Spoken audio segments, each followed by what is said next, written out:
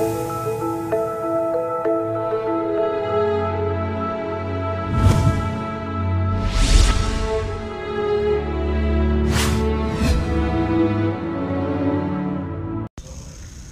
Hashem Na'aseh v'Natzliach. Shiur Torah, Baruch Hashem. We're back in Aventura, the Breslov Center, continuing our MUSSAR series, and BeEzrat Hashem, continue helping neshamot come back to Hashem, continue getting neshamot to work on themselves and improve themselves. I mean, the self-help industry, where you have coaches, they call themselves life coaches, like a Tony Robbins type of motivational speaker, Zig Ziglar, or you have a rich dad, poor dad type of personality, who wrote and made millions from the book, really, more than he did from actual real estate that he talks about.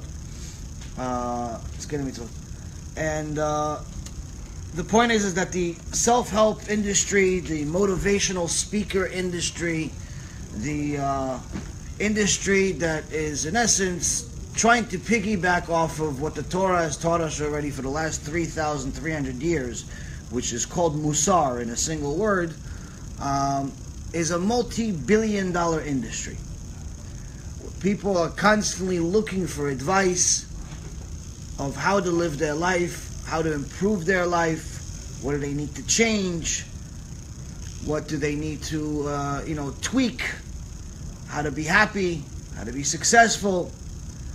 The beauty of the Torah is that everything and anything that's any good in the world must have a source in the Torah. Must. There's no such thing as anything that does not have a source in the Torah if it's good. If it's not good, it could be the creation of man. But the beauty of the Torah is that the Torah is one of the main reasons of why Hashem gave us the 613 mitzvot. The Arizal explains is that because in order for you to be good, in order for you to work on your midot, in order for you to improve your character traits, you need the mitzvot for that.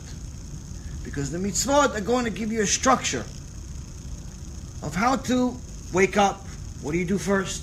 First thing you got to do is remember, be thankful. Of course, you're thanking Hashem, He gave you the neshama back. So first thing you have to think about when you first wake up is being grateful.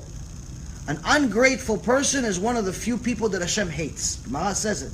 There's only a few people that Hashem hates, character traits that Hashem Amash hates, and someone that's ungrateful, they call it kfui tova, Hashem hates him. So the first thing that Hashem wants to teach you, say thank you.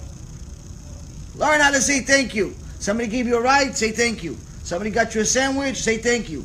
Somebody gave you, whatever you just ordered. Somebody just gave you whatever you just bought. Don't just assume, he works here.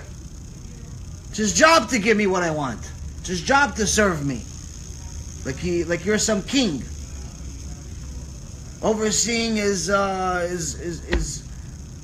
little miserable slaves.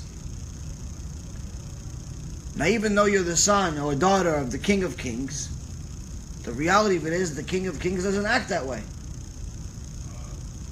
The King of Kings doesn't say, you have to serve me with or without knowing why, with or without receiving a reward for it, with or without enjoying the actual task itself, with or without enjoying the world that I created for you. If Hashem was really acting like some people in the world, where they think that everyone's there just purely to serve Him, they would say, you know what? You have to do Birkat HaMazon every day. You have to do, every time you eat bread, you have to do Bracha Rishonah, the first prayer, the initial prayer. Let's say you want to eat a fruit, Borei Pri Ha'etz. You want to eat a tomato, Borei Pri Adama. You want to eat some type of a cookie, Borei Minei Mezonot. You have to do a prayer. If Hashem was like one of these people, Chas v'Shalom, that thinks everyone's there to just serve Him just for that, just because, they would just make everything taste the same. Taste the same. You want to enjoy the cookie. the cookie, the orange, the watermelon, the rice, the meat, everything would taste the same. This is exactly what happened to the snake. The snake caused Adam Rishon to sin. And Hashem said, oh, you were supposed to be the king of all the animals. You were supposed to get the biggest prize out of all the animals. You walked like a human being. You were the most beautiful creature I created, other than Adam Rishon. You're supposed to be a king. You spoke. But you put your hand where it doesn't belong. Now you're going to get the exact opposite. Now everything is going to be the same. Everything's going to taste the same. So first thing that Hashem Yitbarach tells us is something that we all need to know, whether you're Jewish, Gentile, whether you are a man, woman, child, old, young. First and foremost, be grateful. Say thank you. That's the first mitzvah. Start off the day. After that, you got to wash your hands. Or you got to go to the bathroom and then wash your hands. If you have to go to the bathroom first and then wash your hands. Then do netilat yadayim. Don't do netilat yadayim and then go to the bathroom and then do netilat yadayim again. First go to the bathroom, then netilat yadayim. And the reason why is because the Asher Yatzal, there's a prayer, the prayer that's right after it, Eloi Neshama Sheli, it's supposed to go one after the other. The Asher Yatzal and the other one is supposed to be connected. So if you have to go to the bathroom first, then wash your hands. But what is Hashem saying to you? Be clean. Be clean. Not just spiritually clean. Be physically clean. Don't be one of these stinky little losers that says, no, I'm a tzaddik, I'm a chassid, I'm a something, and that's why I don't take a shower the whole week. What, so everybody has to suffer because you're a chassid? You have a shower? Go take a shower. If you have to go to the bathroom, go to the bathroom. It's teaching you, be clean. Not just spiritually clean, of course. That's the next thing. After you're physically clean, then you can talk to me, Hashem says. Because in a place where if there's bad smell, you're not allowed to pray there. You're not allowed to learn Torah there. Not allowed to learn. So to give you a chidush, in the old days, Gemara says that you're not allowed to even think divrei Torah inside a bathroom. Not even allowed to think divrei Torah inside a bathroom, but a bet miklachat, like a shower, you're allowed to think divrei Torah. Why? Because it's not a smelly place. Rav Tzion Abba Shaul, Zecher Tzadik V'Kadosh Livracha, gave a big chidush. He said in today's bathrooms, it's not like the bet kiseh like they have in the times of the previous generations. Even from 50 years ago, it's not the same. Today's bathrooms are so clean where, first of all, obviously, assuming it's clean, you clean the seat, there's no tzoah, there's no waste anywhere. Inside the toilet, it's completely clean. And there's no smell. The actual mayim, the actual water inside the toilet are even good enough to do netilat yadayim. Meaning that if you want to wash your hands, a lot of people ask me this question, for example, what do I do if I have to wash my hands, but I have to wash my hands in the bathroom, like to do netilat yadayim? But then it says in the books, you're not allowed to think even divrei Torah in the bathroom. So how could I go into an impure place to go wash my hands and purify my hands, and then come outside and say I purified them? If it's impure, then whatever I did in it is impure. I would say mitameh tameh. Something impure only creates something impure. So now, the Rav Tzion Abba Shaul gives a big chidush, and he says that when you actually clean a bathroom, in today's, obviously a private bathroom, not a public bathroom that always smell or anything like that, it gets up to the point where the water is good enough to even wash your hands with, to do netilat yadayim with the water of the waste, which means kal v'chomer, it means that you're actually allowed to do netilat yadayim there. You're allowed to, think about divrei Torah even. Not obviously while you're going to the bathroom. Meaning, if let's say there's a bathroom, it's a clean bathroom, and today's bathrooms are like castles of the past generation, by the way. You know, in the old generation, the bathroom was like a hole in the ground and always had waste. Today's bathroom, as soon as someone flushes the toilet, the waste is gone. So this is one of the big chidushim that a lot of people have this trouble if they have a small house or they go to their guest at someone's house and they see sometimes, for example, they see the rabbi doing netilat yadayim inside the bathroom. And like, wait, how could that be? That's the reason. The reason is because in this generation it's actually allowed, not because the generation is weak, not because the generation anything. It's because the bathroom of today is different than the bathroom of yesterday. What was your question? What are you washing your hands for? What do you mean? Like, why do you need to do netilat yadayim after the bath? Purify your hands. Purify your hands? Yeah. From any tum'ah that you have on your hands. From ruach ra'ah, from things of that nature. Yeah. So if you do the netilat yadayim inside the bathroom, Right. and then you walk out, Right. the ruach ra'ah is still on your hands. No, that's what I'm trying to explain to you. The Shulchan Aruch that was written approximately 500 years ago, in those days, the bathroom always had ruach ra'ah because the ruach ra'ah, first of all, it's in a place that smells. It's one of the reasons why you can't pray or do any divrei kodesh in a place that smells is because there's ruach ra'ah there. But aside from that, the bathroom that we're talking about in the Shulchan Aruch is the very bathroom that they talk about the same thing in a Gemara. It's a hole in the ground or it's a toilet but there's no plumbing. The bathroom of today does not have a ruach ra'ah if it's clean. Again, emphasis on it clean. If you're one of these normal house of a married couple's house is usually clean. If it's a bachelor, then forget about everything I just said because they probably never clean anything. But if it's somebody married or somebody that's cares about the aesthetic look of his house and doesn't want to be like a garbage pail kid, then he's going to clean the bathroom. So meaning there cannot be any waste whatsoever in it. Waste meaning from your body. Can't be any urine there or any feces there. No, it has to be clean. In that case, you're allowed to use it. Now again, obviously, if you have a kitchen area or someone that's nicer to do it over there. But if you do it in a bathroom, it's not you're doing everything perfect. There's nothing wrong with it because the bathroom, when it's clean, does not have the ruach ra'ah. When it's clean in this generation. Now again, this is a completely different bathroom, and it's very hard for us, especially the younger generation, to think of anything like that because for us to think of a life without plumbing is unfathomable. Like imagine every time you have to go to the bathroom, you have to leave the town. You have to go 5 miles out of town. Imagine that. Can you imagine that? You can't imagine it. I can't imagine it. Why? Because we're thinking as soon as I go to the bathroom, I go to the bathroom 500 times a day. Well, I'm going to go 500 times, I'm just going to live there. Why is it 5 miles outside of town or 3 miles outside of town? Because it always had waste.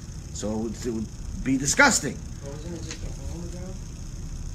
Yes, a hole in the ground, but it was covered. No, people didn't just like they had to be modest. They had no life either. So the point is that the point is that with the times of change, we took advantage of it. Obviously, there's certain things that have changed because of it, but nonetheless, there's a lot of things that we can learn from the sages, that from this generation, from previous generations, of how privileged we are. Now, moving forward, as far as the character traits that everyone wants to continuously work on, is how to make money, how to be more successful in life, how to do everything and anything that they're doing better. How to do everything better. And the beauty of the Torah is that the Torah already gave us an instruction set. If you as a human being are better, the outcome of your actions will be better. But if you are a despicable human being, then the outcome of your actions most likely will not be. Now this is a limited statement in the sense that there are plenty of evil, wicked people in the world that are very, very successful in certain aspects of life. So it's not that necessarily just because somebody's a bad person, they're poor. It's actually quite the opposite usually. But meaning that if someone wants to work on their character traits, they don't need to look any further. They don't need to buy any self-help books. They don't need to go to any seminars. All they need to do is either come to the lectures or perhaps watch them or read the books by the sages, whether it's Pirkei Avot or MUSSAR Pirkei Avot or the book by Rabbi Israel from Salant or Pelei Yoetz. There's plenty of books that were written in the previous generations about Mussar. Now, the problem is that we think that a lot of things have changed just in the past generation. And that's actually what I used to think as well, where a lot of things have changed, where, you know what, our grandparents with tzaddikim were 100% reshaim. But in reality, the problem always existed with Am Yisrael. We've always had wicked people, we've always had righteous people. What's happened in the last couple of 100 years has been very different from any other time in history. And in the beginning of the book, by Rabbi Israel from Salant, which was actually written by his disciple, Rabbi Blazer, he says this: man's strength has continuously waned until this generation, which is the late 1800s, so this is a little over 100 years ago, where in the wake of our many sins, our health has deteriorated and we are overwhelmed with frailty. Pain and illness from all types of disorders affect the majority of people. Likewise, peace and harmony of the soul, meaning its very life force, is virtually non-existent. So already in the beginning, it sounds like I'm reading a book from today, from one of today's authors. Continues,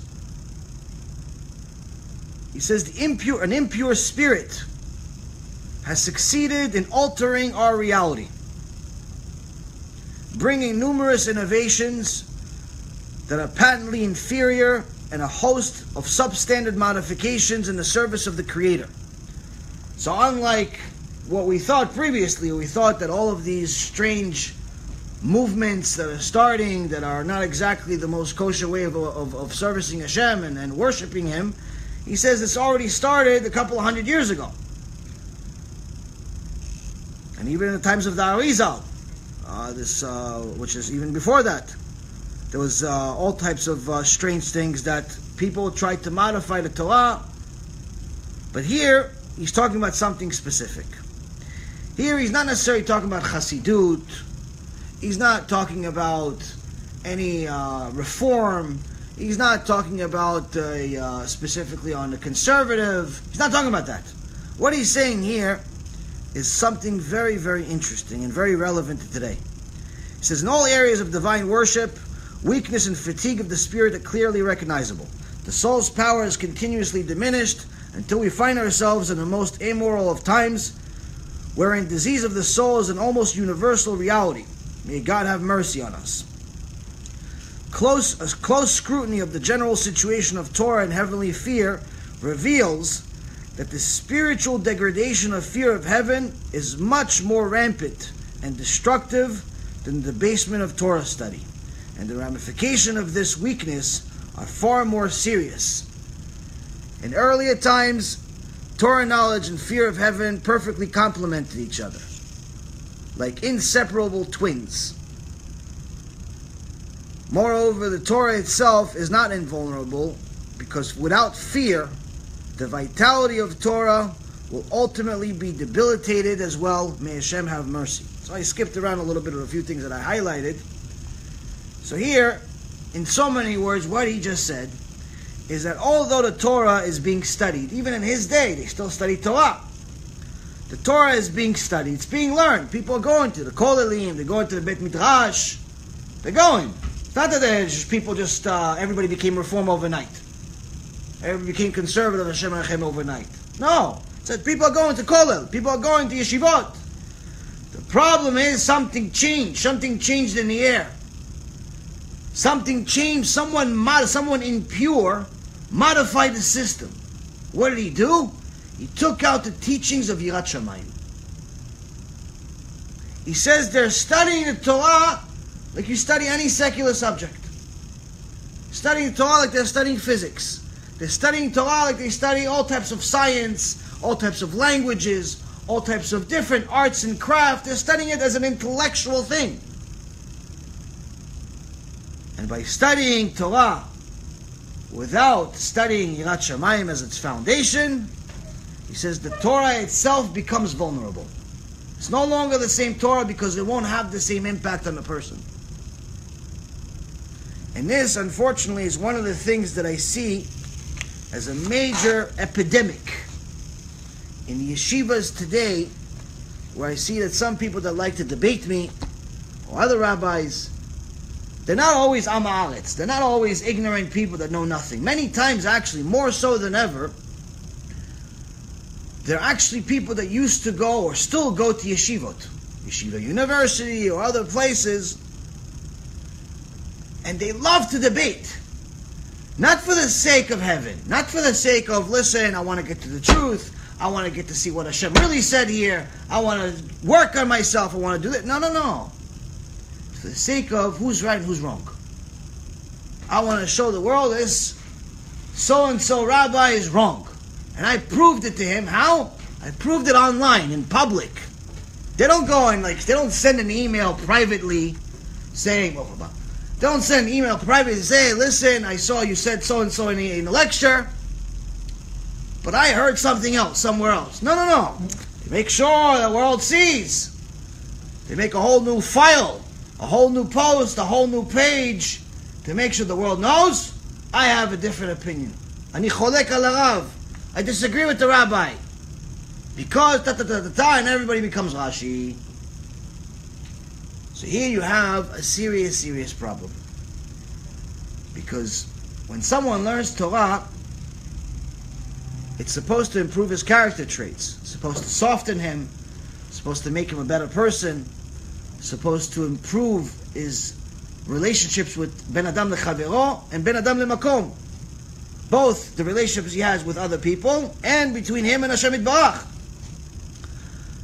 But Chazal says, if he's learning his Torah for something else, from some other reason, to get kavod, to show that he knows something, money, some other reason other than the actual real reason, it was better that he died at birth by getting choked by the shilya. You know, the what is it called? Not the umbilical cord, the placenta. The placenta, chazak u'baruch. They say that, when the baby comes out, sometimes the shilya is on their face. It says it's better they would have stayed on his face and choked him to death. So Chazal asks, this is kind of, God, the guy's still learning Torah. It's that bad that you'd rather not him coming to the world? Because it's that bad. Why? Why is it that bad? Because before he came to the world and became a Chilul Hashem walking, going against Talmidim Chachamim, going against rabbis, or just in general showing arrogance due to the knowledge that Hashem gave him anyway, from Torah. Before that, the angel already taught him everything in the Torah, much more than what he already knows now. So before he actually came to this world, he knew more. And he wasn't a gaftan, he wasn't prideful, he wouldn't have bad midot. He's perfect. He was better off he stayed that way. He knew more and he was better. Now he thinks he knows more and he's worse. It's better off he didn't come to the world. So this is one of the things that happen as a result of what Rabbi Israel Misalant and Rabbi Blazer are saying. When Limud Torah is not done together with Yirat Shamayim, the effect of the Torah is not the same. It's not the same. It cannot be the same. It cannot be the same. You cannot study Torah purely for intellectual reasons and ignore all mussar, all tochachot, all the things that are rebuking you and slapping you back to reality, reminding you that you started as a little putrid seed and you're going to go and become eaten by the maggots eventually. You forget about that part. You worry so much about what happens in the middle. It says your Torah is To'avat Hashem. It's not even Torah. It's not from Shamayim. And this is one of the most important things that distinguishes us from the traditional self-help book. The self-help book, especially of today's generation, he's going to tell you, yeah, listen, to be happy, smile for 20 minutes straight. Smile for 20 minutes straight. Look at yourself in the mirror smiling for 20 minutes straight, and you'll see that your mood improves, which is true. Your mood will improve. There's only one problem. It's temporary. It's temporary. Why? Because, okay, you smile in front of the mirror for 20 minutes. You're happy for the next hour, let's say. But then you get a flat tire. What are you going to do? Smile again? You have to change the tire. Your bank just called you, say, listen, sir, you have an overdraft and your mortgage was check just bounced. Are you going to smile? What are you going to do? The kindergarten teacher just called you, hey, sir, I'm sorry, your son just fell off the glitcha over there, the little ramp over there, and he broke his hand. We're in an emergency room. What are you going to do? Smile? Let me look at the mirror. Hold on. Let me do FaceTime. What are you going to do? This is the nonsense that we're missing. And people spend an enormous amount of money and time going to these half a lesson. Listen, they mean well. The coach means well. But without the actual rebuke that is necessary, without the actual divine instructions of, hey, my friend, yes, you can smile in front of the mirror, but just remember, the smile is not going to fix your problems. You stop doing what you're doing, that's going to fix your problem. Stop stealing, that's going to fix your problem. The cops are not going to chase you anymore. Stop yelling at your wife, that's going to fix your problem. You're not going to have slow bite problems. Stop writing checks when you don't know you don't have money in the bank. That's going to fix your problems if you stop doing it. Stop doing what you're doing wrong. But if we keep telling everybody, no, chaver sheli, achi, my brother, you're good. We love you, everything is good, you're the best, you're the best. Constantly give each other compliments. If I get compliments all day, why would I need to change? And this is where Rabbi Islam Salant and Baalei Mussar in general are constantly reminding us that this is a very necessary part of your development. You need to be reminded of things that you've done wrong in order to fix them. If you're not reminded of what you're doing wrong, if you're not constantly doing cheshbon nefesh, meaning you're actually looking in a mirror, not smiling, you're looking in a mirror and reflecting, okay, what did I do wrong? Based on the instruction set that the divine creator gave me. What did I do wrong? So now, this Mishnah, Mishnah Gimel Bet, continues to elaborate on this point in a different way.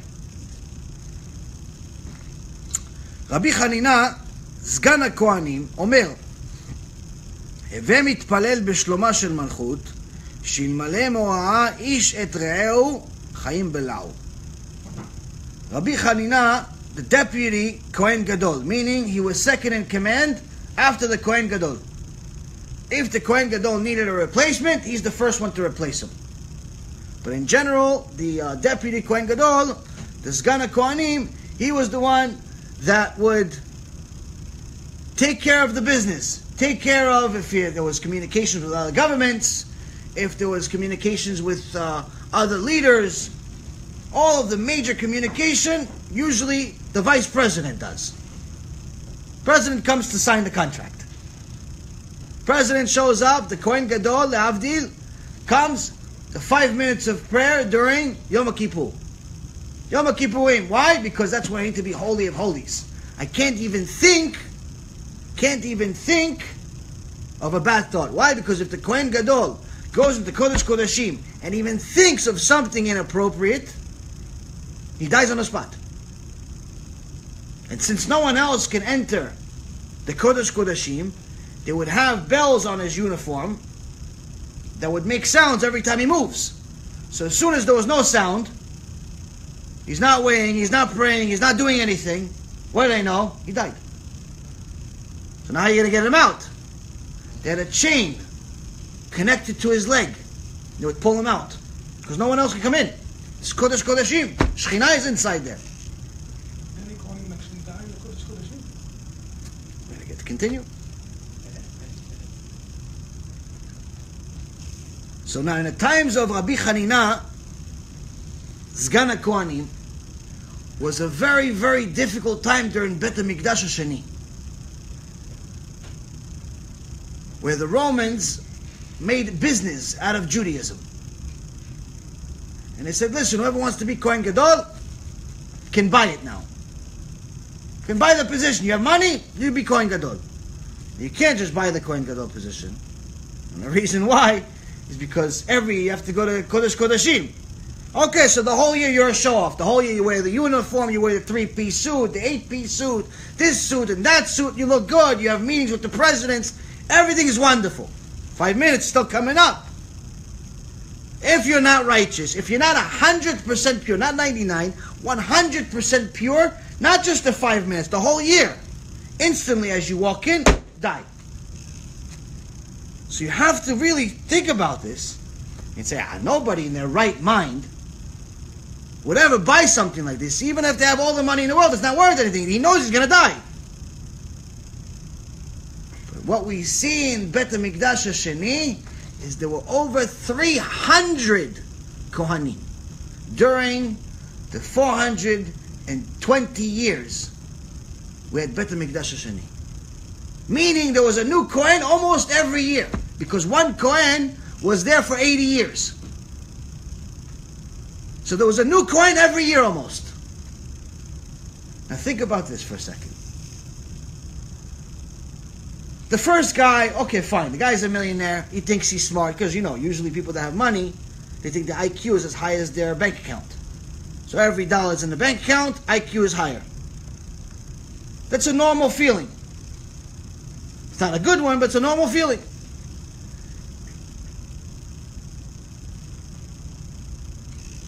So now, the guy goes in. He dies. He's not righteous. Hashem kills him. Hashem doesn't play games. Second guy comes in. He goes, no, listen, I'm more righteous than this guy. He was a wicked. He didn't really make his money the honest way. He stole a few dollars. I made my money the hard work.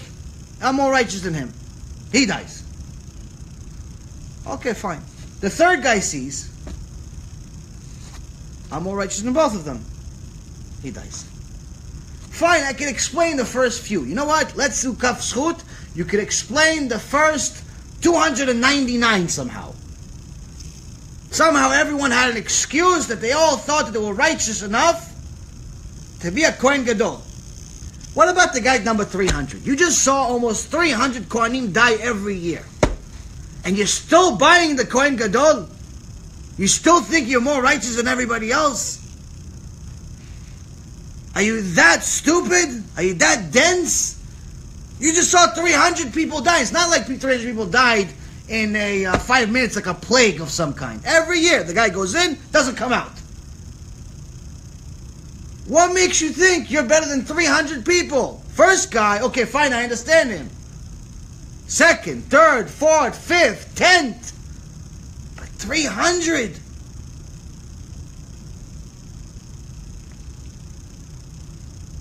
And this is actually one of the things that Rabbi Chanina is here to tell us. It says, pray for the welfare of the government, because if people did not fear it, a person would swallow his fellow alive. So first and foremost, he's telling us something very strange, especially in today's age. Pray for the government. But the second part is even more interesting. He's saying that if there was no government, each person will swallow his friend, not his enemy. His enemy, of course, he wants to swallow him alive. He wants to kill his enemy. You tell a guy, listen, what do you tell a Palestinian, what do you think of your next door neighbor Jew? He's like, I want to kill him. You tell the South Koreans, what do you think of the North Koreans? I want to kill them. You tell Pakistanis, what do you think of the Indians? I want to kill them. Everybody wants to kill. He says, no, this is not. This is enemies. Of course, enemies. Kal v'chomer. But no, he says, your friend. Your BFF. Guy you grew up with. If there was no government, there's no leadership, you'd not only kill him, you'd swallow him alive, meaning you'd leave nothing. Like sometimes you see these big fish, they eat the smaller fish, they don't leave any remains. So please pray for the government, he says. Obviously this is the basics. Let's go into the details of what he means.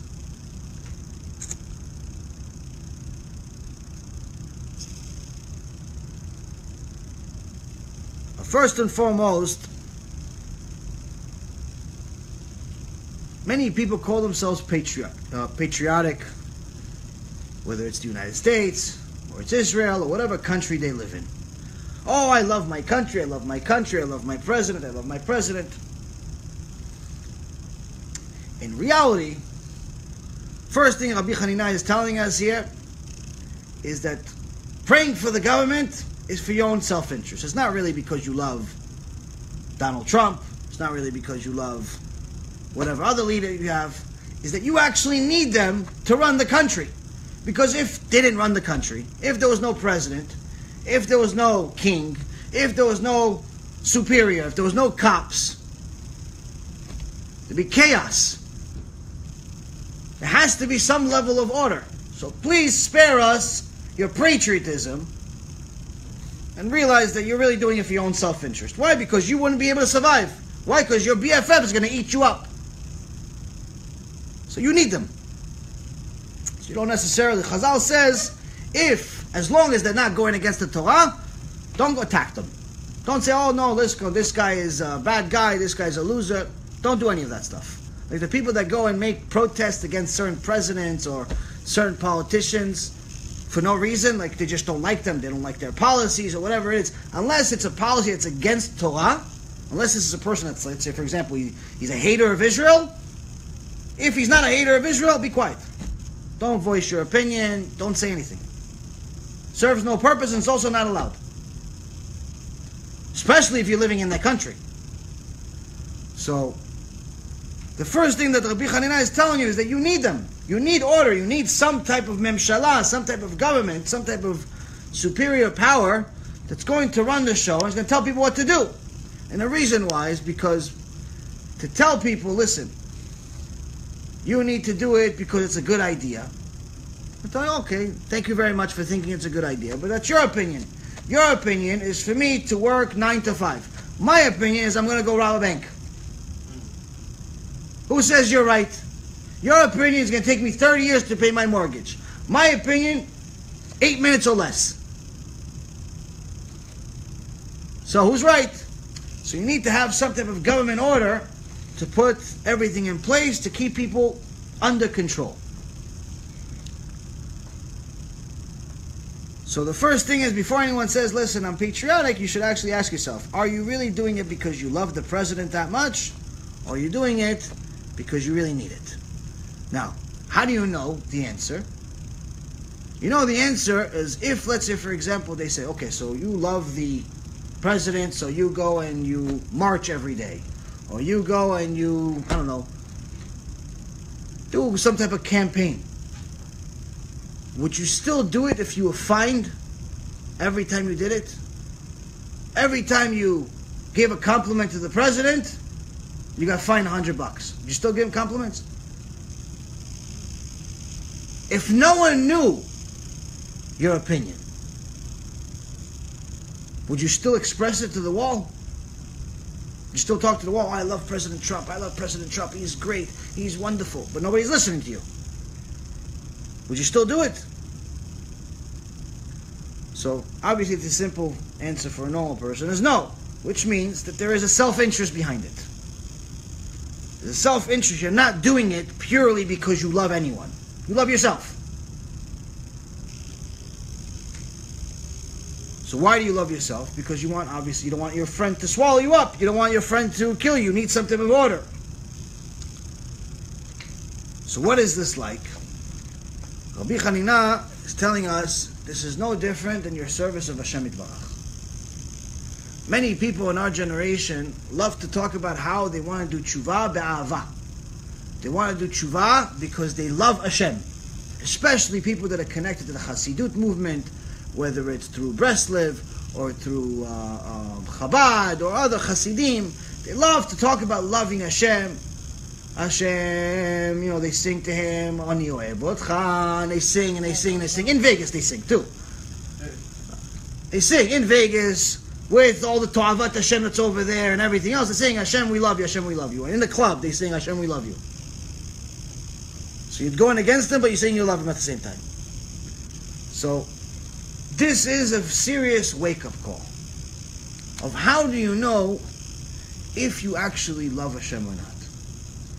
If there was a bat kol that came down from Shamayim and said to you, Steve, from now on, there's no more punishment.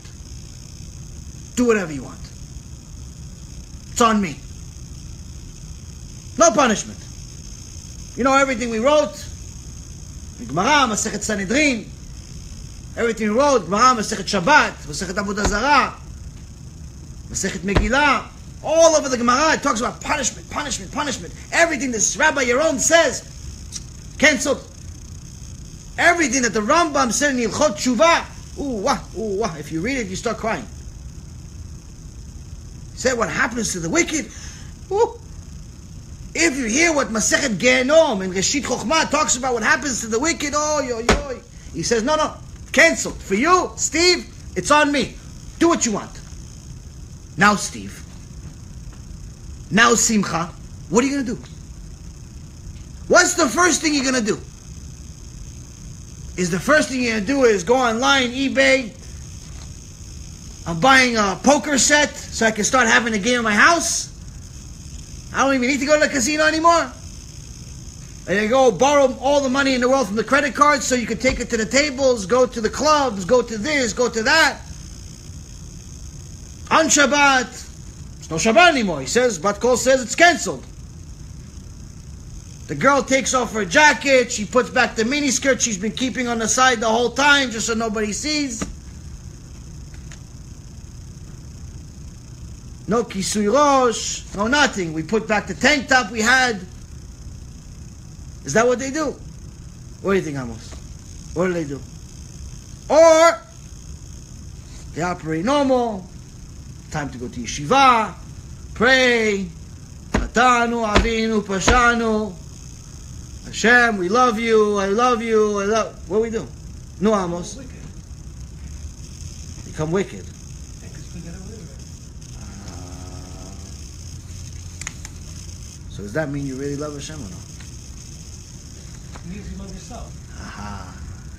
So it means if you're going to go to Las Vegas and become immodest and you're going to make all the things that before you heard this bat kol tell you everything's allowed from now on, just like the Christians say, everything is allowed as long as you believe in JCPenney. Go, you could be Hitler, you could be Machshimo, you could be this one, you could be that one. You believe in some guy died 2,000 years ago, everything's good, it's on us. It's good. You could be Karl Marx, you could be Martin Luther, Machshimo, you could be all these Ta'avat Hashem people, just believe JCPenney. Shtuyot. So, if you actually have this bat kol, say, listen, everything's allowed. And from now on, you're going to start doing everything else that all the goyim are doing.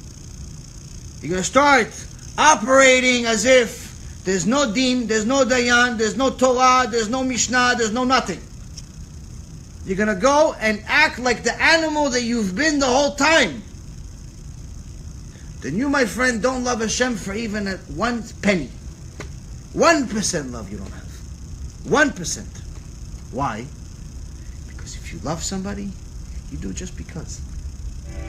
If you love somebody, you do it because it makes them happy. Not because it makes you happy. What makes you happy is making them happy. What makes you happy is Hashem being pleased with your neshama, fulfilling His will.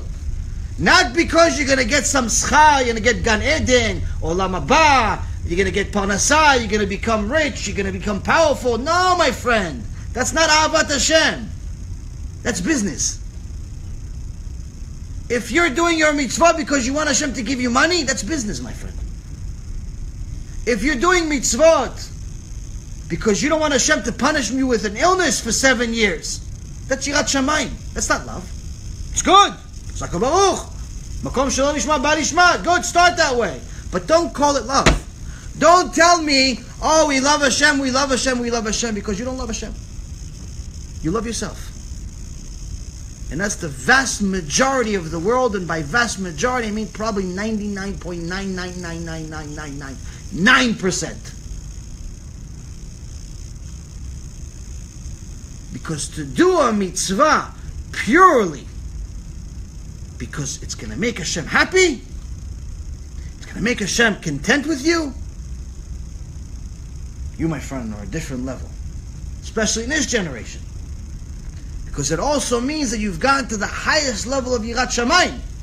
You can't just skip everything and get to Ahavat Hashem. You have to start with Yirat Shamayim. You have to start with fear of Hashem first.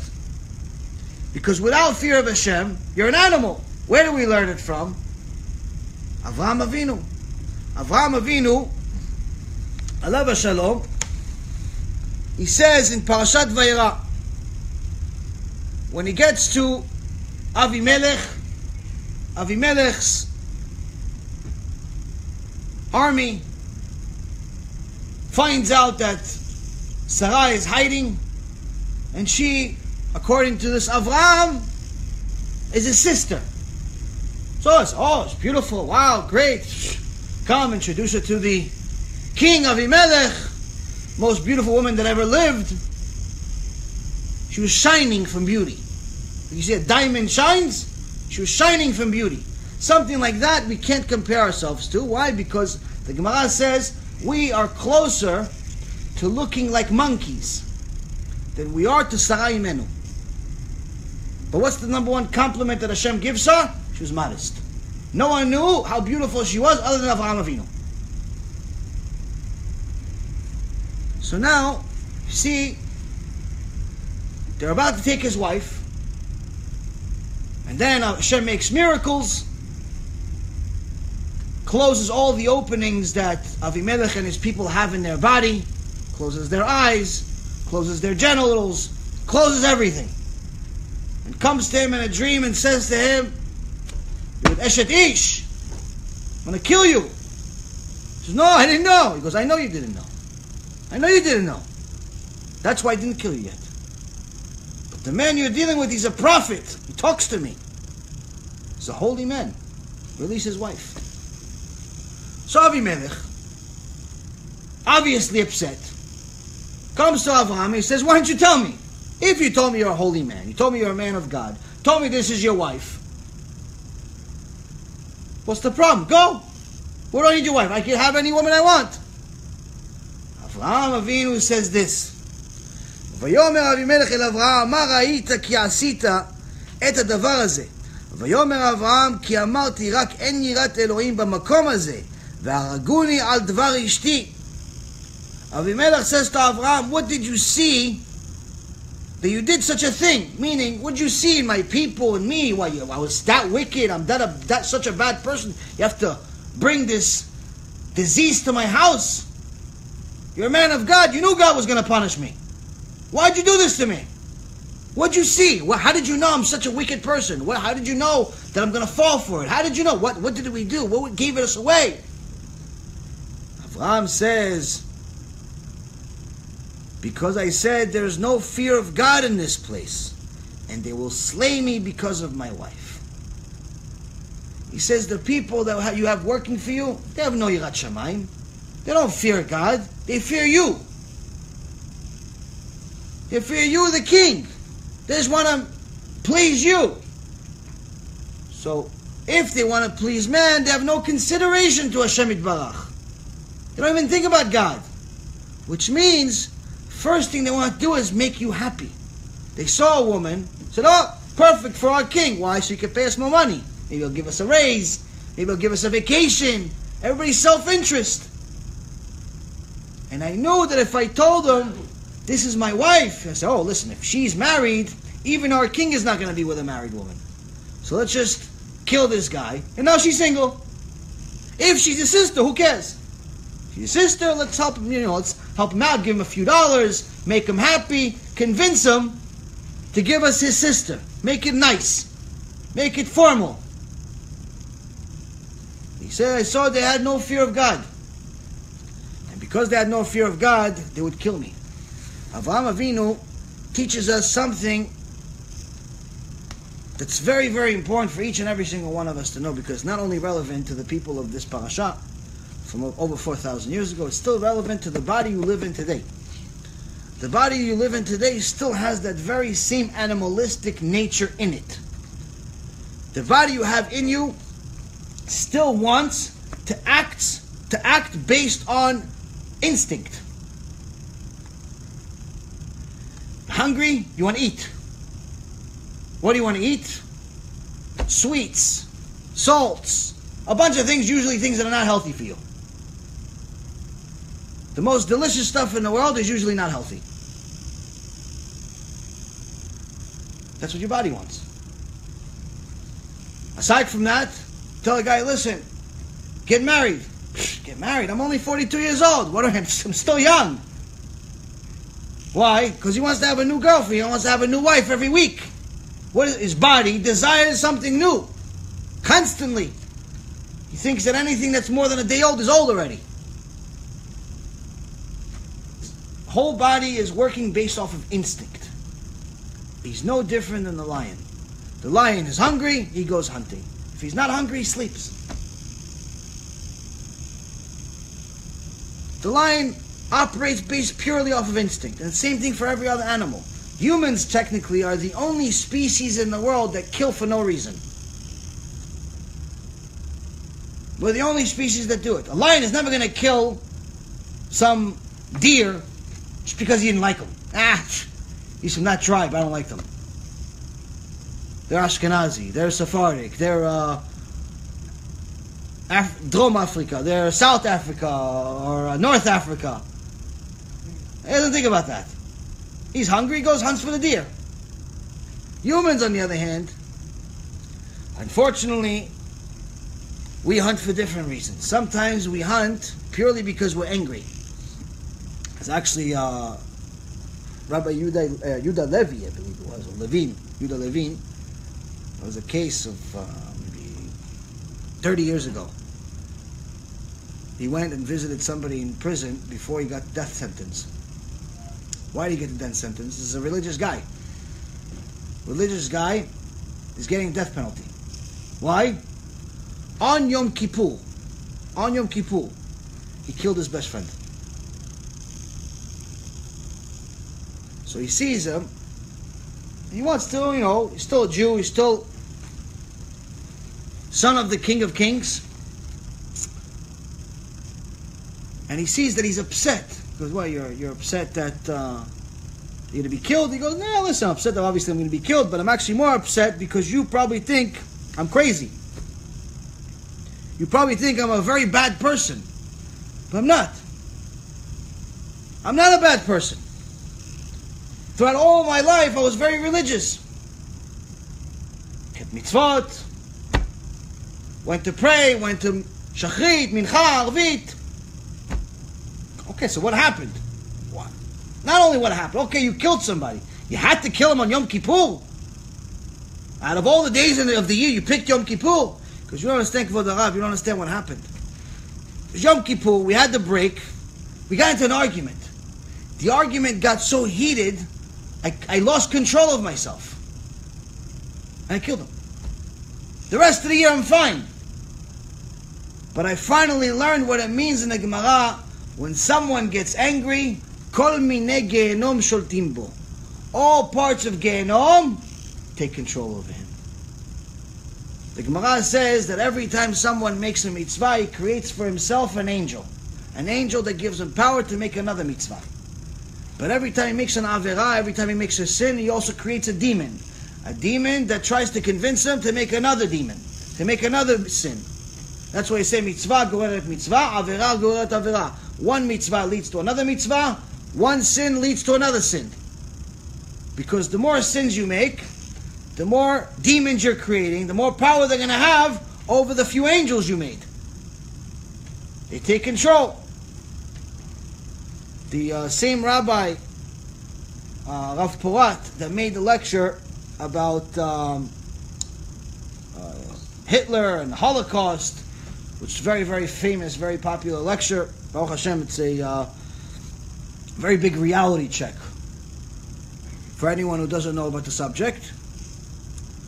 He also made a lecture about how Hitler, who was a complete loser his whole life, Yimach Shemo v'zichro, how he went from being a loser, bum, went to jail, never had a steady job, was Mamash, like a complete loser.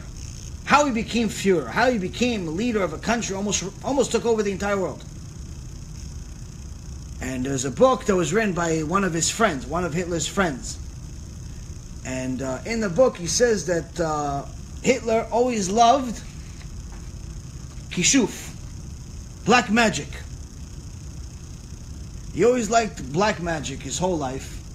And the way kishuf works, without going into too much details, is that in essence you do bad things in order to create those demons on purpose. Because eventually you create enough of them, they take control over the situation. You can actually even become friends with them to such an extent that you become a demon, you become a devil worshipper. So he says that Mamash, that Hitler, got to such an extent that he sold his soul to the devil, and the devil went, for all the bad things he was doing his whole life and continuing to do, the devil took control of him. Satan took control of him. This is very mystical stuff that some people don't like. Point being is that when someone is doing something horrible, something that's against HaShem, there's a consequence for it. It's not just the punishment they'll get one day when they get to Shamayim. It's also something that happens here. There's some type of impact it has on their neshama here. So Rabbi Chanina Sgan HaKohanim is saying, when someone gets to such a point that they can't control their anger, even their best friend, they'll swallow him alive. Obviously the enemy they want to get rid of anyway. They don't need to be angry to get rid of their enemy. He's talking about his best friend, just like this guy killed his friend on Yom Kippur. Rabbi Chanina is telling you the same thing. That's what you need to worry, not worry about killing your enemy, North Korea, Yimach Shimam. You don't need to worry about killing Iran. You don't need to killing about ISIS or any of these other wicked people. You need to worry about how you deal with your best friend, how you deal with your wife, how you deal with your husband, how you deal with your kids. So what does this have to do with government? Government really is called Malchut. Malchut means kinghood. Kinghood is also another representation of HaShem Yitbarach. When you love something, very rarely is it going to be such a love, such a huge amount of love. If it's, let's say, for example, loving a wife, loving your kids, loving government, a politician of some kind, it's still not going to stop you from doing something against them. You love your wife, but you're still going to yell at her once in a while if you get upset. You love your husband, you're still going to shout at him just because you got upset. You love your kids, but you're still going to yell at them because you're upset. You love your government, let's say you're a patriot, but you're still going to drive 30 miles over the speed limit if you have the opportunity. You're still going to overcharge if no one's going to notice. You're still going to do a bunch of things against them, because that love by itself is not going to tame you. It's not going to stop you. Because at the end of the day, you have self-interest first. Self-preservation first. And when that self-preservation is out of control, when that self-interest is out of control, you become complete animal. So Rabbi Chanina is saying, the first and foremost you have to understand before you start talking to me about Ahavat Hashem, let's start with Yirat Shamayim. Let's start with where you even stand with Yirat Shamayim. Are you even at a level where you fear punishment? Not even in this world. Because most people, only thing they worry about in this world is usually after it happens. They worry about sick, somebody gets a cold, they think, oh, Chas Shalom, what do I have? What do I have? Someone has a pain on their side, oh, maybe I have this, maybe I have that, they start praying. Before that, they weren't praying. But as soon as there's a pain, there's a lump, there's a this, there's a that, everyone becomes tzaddik. Before that, they were going on the beach on Shabbat. So usually in this world, as far as, unless you're connected to HaShem Yitbarach on a regular basis, You only start fearing things in this world after they happen. So let's not worry about this world yet. Let's talk about something far away. It's easy to believe in things that are far away. That's why people believe in, like, for example, like this whole evolution theory. Even though by definition it's a theory, which means it's a guess, an educated guess, nonetheless people believe it like it's a word of God. They believe that dinosaurs were here 60 million years ago, 2 billion years ago. The world went to some type of explosion 13.4 billion years ago and expanded, and they have all these stories. Why? Because it's far away. It's far. And over a long period of time and really, really far away, lots of things can happen. It's easy to believe something that, especially since it doesn't obligate me. Believing something happened 13 billion years ago doesn't do anything for me. I believe it, I don't believe it. I don't get beat up either way. Nothing happens. So it's easy, it's far away. So let's just start believing in something far away. Do you believe in the 13 principles of faith that the Rambam put together? These are 13 things that he said, if you don't believe them, you can't call yourself a Jew. If you want to convert, they won't convert you. Because you don't believe in the foundation of Judaism. These 13 things are the foundation. If there's any question on one of them, you cannot be Jewish. If you're already lucky enough to be a Jew, and you don't believe in them, then you, my friend, are possibly an apikos. Now, the Rambam does us a very, very great justice and favor for us. He tells us what happens to these people. In chapter 10 of Sanhedrin, the Rambam says that karet, which is the worst punishment in the Torah, is the most severe punishment that the soul can receive. However, this is not to imply that this is the only punishment. So, for example, when someone, chas v'shalom, violates Shabbat, it's Isur karet. Someone violates Yom Kippur, Isur karet. Someone eats chametz on Pesach, Isur karet. Certain things that are a big deal. He says these people, they have Isur karet, which in the days of the Sanhedrin, they killed them. Death penalty. But he says, let's not mistake this to be the only punishment, because it's not. First of all, we don't have the Sanhedrin anymore. There's no more death penalty. So the death penalty of today is heavenly, according to the Gemara. But he says, even that, still not the only punishment. And you can't misunderstand this. In chapter 3, Halacha 5, the Rambam explains, I'm not going to go into obvious details of what happens in these places, but this is something to explain to you. This is actually one of the 13 principles of faith. All the wicked whose sins are greater than their merits are judged according to their sins and will receive the appropriate retribution. But they're granted a portion of the world to come. Meaning, people that are wicked, they have more sins than they have merits. They're going to get punished, but they still have a share of the world to come.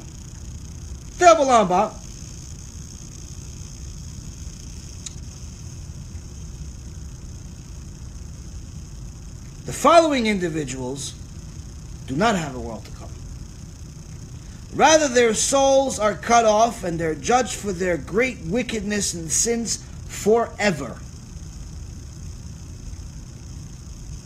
Source for this is Gemara, Masechet Rosh Hashanah, page 17.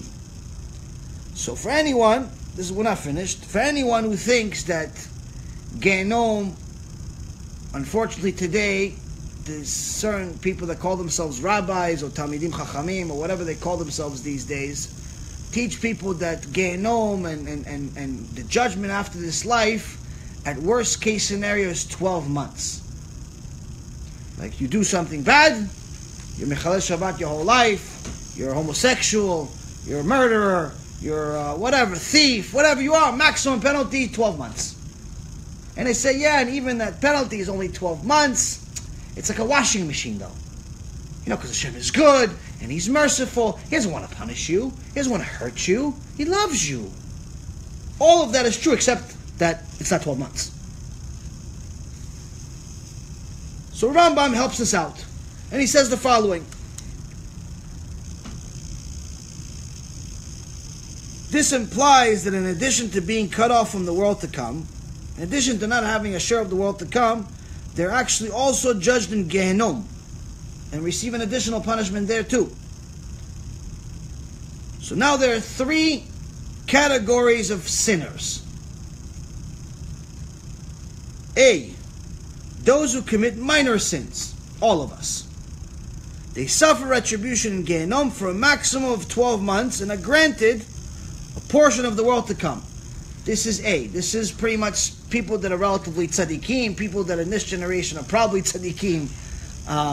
You make some minor sins, you didn't know it was Shabbat, you turn on a light, then you realize, oh, it's Shabbat. You were like half asleep.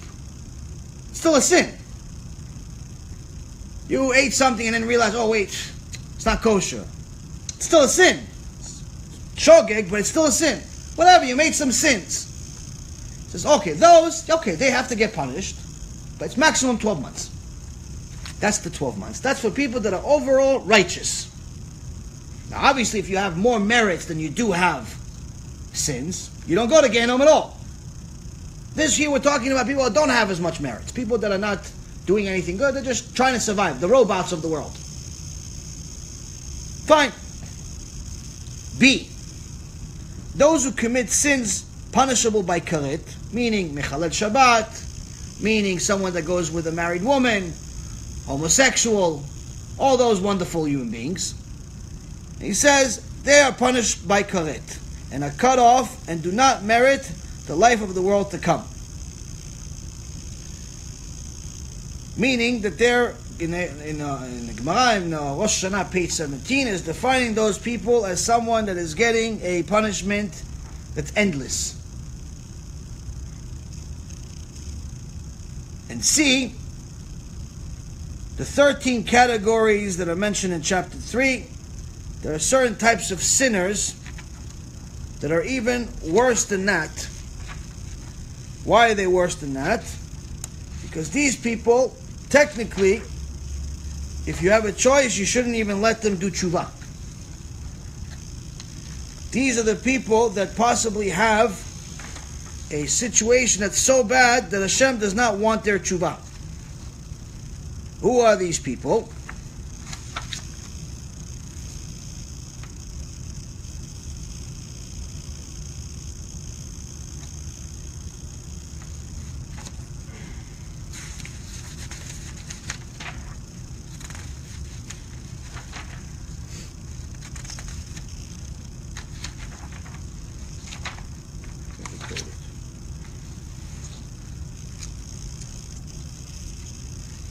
In chapter 3,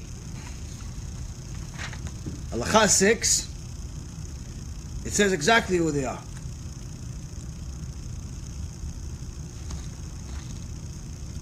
The minim, the apikorsim, who deny the Torah. Anyone who denies the resurrection of the dead, or the Mashiach. Anyone who denies, says the Mashiach is not going to come.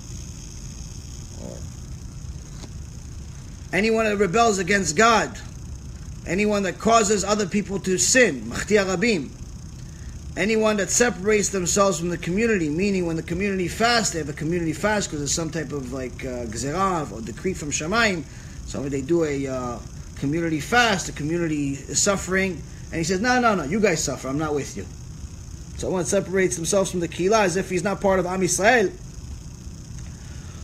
Anyone that makes sins publicly, and he's proud of it.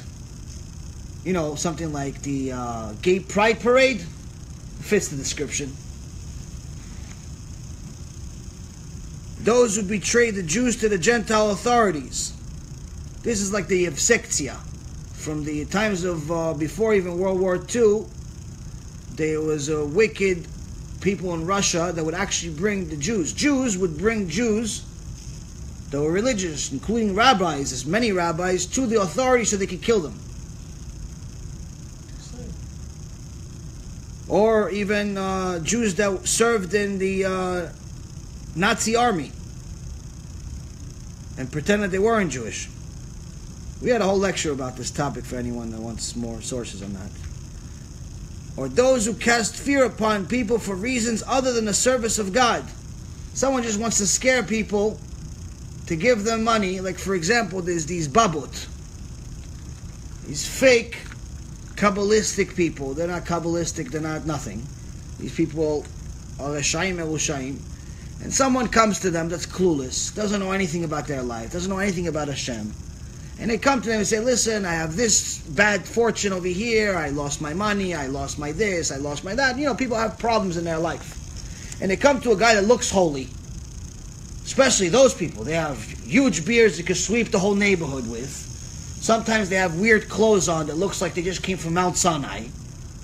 You know, they have like these huge books that have no titles on the desk. And you think, like, wow, this book is from, maybe Moshe Rabbeinu wrote it. You know, you're thinking this guy is like, one time, by the way, there's a story, real story in Israel. There was a famous Mekubal who they found as a fraud. How did they find out he's a fraud? Because some guy who was like a little nosy came to him, and this guy's whole business was that he would sell them water. He would sell people water, these tiny little bottles of water, and he would call it holy water. You drink this water and it heals you. Obviously it's nonsense, but he'd sell each little tiny bottle for $1,000. What would he do? He'd go to the faucet, fill it up, he'd give it to the guy. But the bottle looked fancy, looked schmancy, looked this, looked that, and people are stupid, so they pay $1,000 for it, or they're desperate. Point is, one of these guys wasn't really buying the whole thing. He saw there's like 3 big books on the table, and this guy's wearing glasses, and he looks scary. And he's telling him, listen, if you drink this water, you have the disease. The guy didn't have anything. He was just trying to see what's going on with this guy. Maybe get some parnasah, maybe this. The guy's telling him he's got this, he's got that. He's scaring him to death to get him to buy this $1,000 worth of water. So, okay, get me the water. You have water, you have water. The guy looked, he saw, I happen not to have. I'm going to get you the water. I have some in the back. I keep them in a very special place. Can't just keep them around. Okay, fine, get the water. The guy goes in the back. In the meantime, the guy's sitting there a couple of minutes. He's just nosy, so he just decides to take one of the books and open it. One of these big black books. What does he see? Mickey Mouse. Mickey Mouse. Hamash, Mickey Mouse. That's what he said. I saw Mickey Mouse. He saw Mickey Mouse, and like it was cartoons. It was a Disney book. The guy comes back, and he has the whole book, and the guy, as soon as he sees the book open, he knows he's been caught. It's like, Talo mitbayesh, you're not ashamed. You rasha, you're not ashamed taking advantage of people, selling them this stupid water for $1,000. You can't even have a real Torah book on your desk. No, you don't understand. I don't even know how to read. The guy's an idiot, but he's fooling people. How's he fooling them? Scaring them to death. There's another rasha in Brooklyn, also like that. He's doing it for many years. There's many of these rashaim babot. They work in different places, these people. And people come to them and they say, listen, I have this problem, I have that problem. He goes, yeah, of course you have that problem. Oh, I see. You have a stain in your aura. You have a stain. Wow, it's a big blemish. Oh, you need a special tikkun. You need a special tikkun for your neshama. Okay. The person doesn't even know what modesty is, bichlal o Shabbat. Tikkun, sounds scary. Yeah, you need a special tikkun. Okay. How do I get this tikkun? Where do I buy it? No, I'll do it for you. I'll do it. It's a special prayer. Look, and he shows him a book that's full of Aramaic. No one knows how to read Aramaic unless you're a Talmid Chacham. Look, I have to read these prayers, all this whole book, and this, and we'll do special times, and he'd do it, and he does all these things, and all these things that sound so far away from today's world. I'm going to do it. I'm going to fix your neshama. You have a blemish. I can see it. You're in deep danger. Someone poisoned you. Someone gave you ayin hara. Someone is this. Wait. And they make up all these stories and scare people to death. Until you ask them, okay, what do I need to do? Oh, just make the check payable to Baba Rasha, $15,000. Baba Rasha, $200,000, $300,000, $1 million. Whatever you have, plus more. People sell their houses. For these Rashayim. Why? Because they're scared to death. Because the guy tells him he has a problem in his neshama. The guy looks in the mirror, he's like, where is it? Where is this neshama? How do I fix it? Can I go to Macy's and fix it? Can my local rabbi fix it for cheaper? Guy is telling him all these stupid stories. Oh, you have to change your name. Why? I was born with my name. No, you have to add another name. Why adding another name? Even though there are some big real mekubalim that say that there is something to the whole name thing. It's not every day somebody gets a second name or a third name or a fourth name. And by the way, if you have multiple names, you have to know there's a rule to the game. There's a rule to the whole name thing. Meaning that every time you tell people your name or they call you, they have to call you by your full name. Meaning if your original name was Daniel and you added, let's say, Gabriel, now your name is Gabriel Daniel. It's not just Gabriel. They have to call you Gabriel Daniel, whatever your last name is. So, before you take on a new name, no, there's a responsibility. But aside from that, people get scared. I heard this Shem Menachem, this woman, she came to this Baba Rasha Merusha with a tank top and shorts. She doesn't keep anything, nothing, not kosher, not even the basic level minimum. She knows not, she's Israeli, but she's unfortunately one of the kibbutznikim that doesn't know anything about anything. But she heard, she has some problems in her life. She heard about, I don't know, some mystical guy. She went to him. And he says to her, yeah, I can fix it. You have a problem. You have ayin hara. You have ayin hara on you. You have a friend. Yeah, I have a friend. And friend has long hair. Yeah, long hair. That's the one. You know, they give you all these like vague things. That of course you're going to say yes. Like these fortune tellers. Wait, you had a bad day last week. Yeah, I did. How'd you know? Everybody has a bad day last week. You know anybody didn't have a bad day last week? You had a headache at some point. Yeah, of course. It was 3 weeks ago. How'd you know? You have a son? No, daughter. Because you see how your eyes... You have a daughter. Yeah. He sees how your eyes move and your face move. It's also knowing how to read faces. And all the shaim. And also, if you go against these people, they're also mobsters, by the way. So if you don't want to pay, they could ruin your life. Meaning, once you're already in their system, Allah alecha. Unless you kill them. Yeah, good luck with that. They're the mobsters. You're just an average guy trying to do tshuva. So these people are very dangerous people. So the Rambam says, those people, they have a nice villa. A permanent villa in Gehinnom that's never going to end.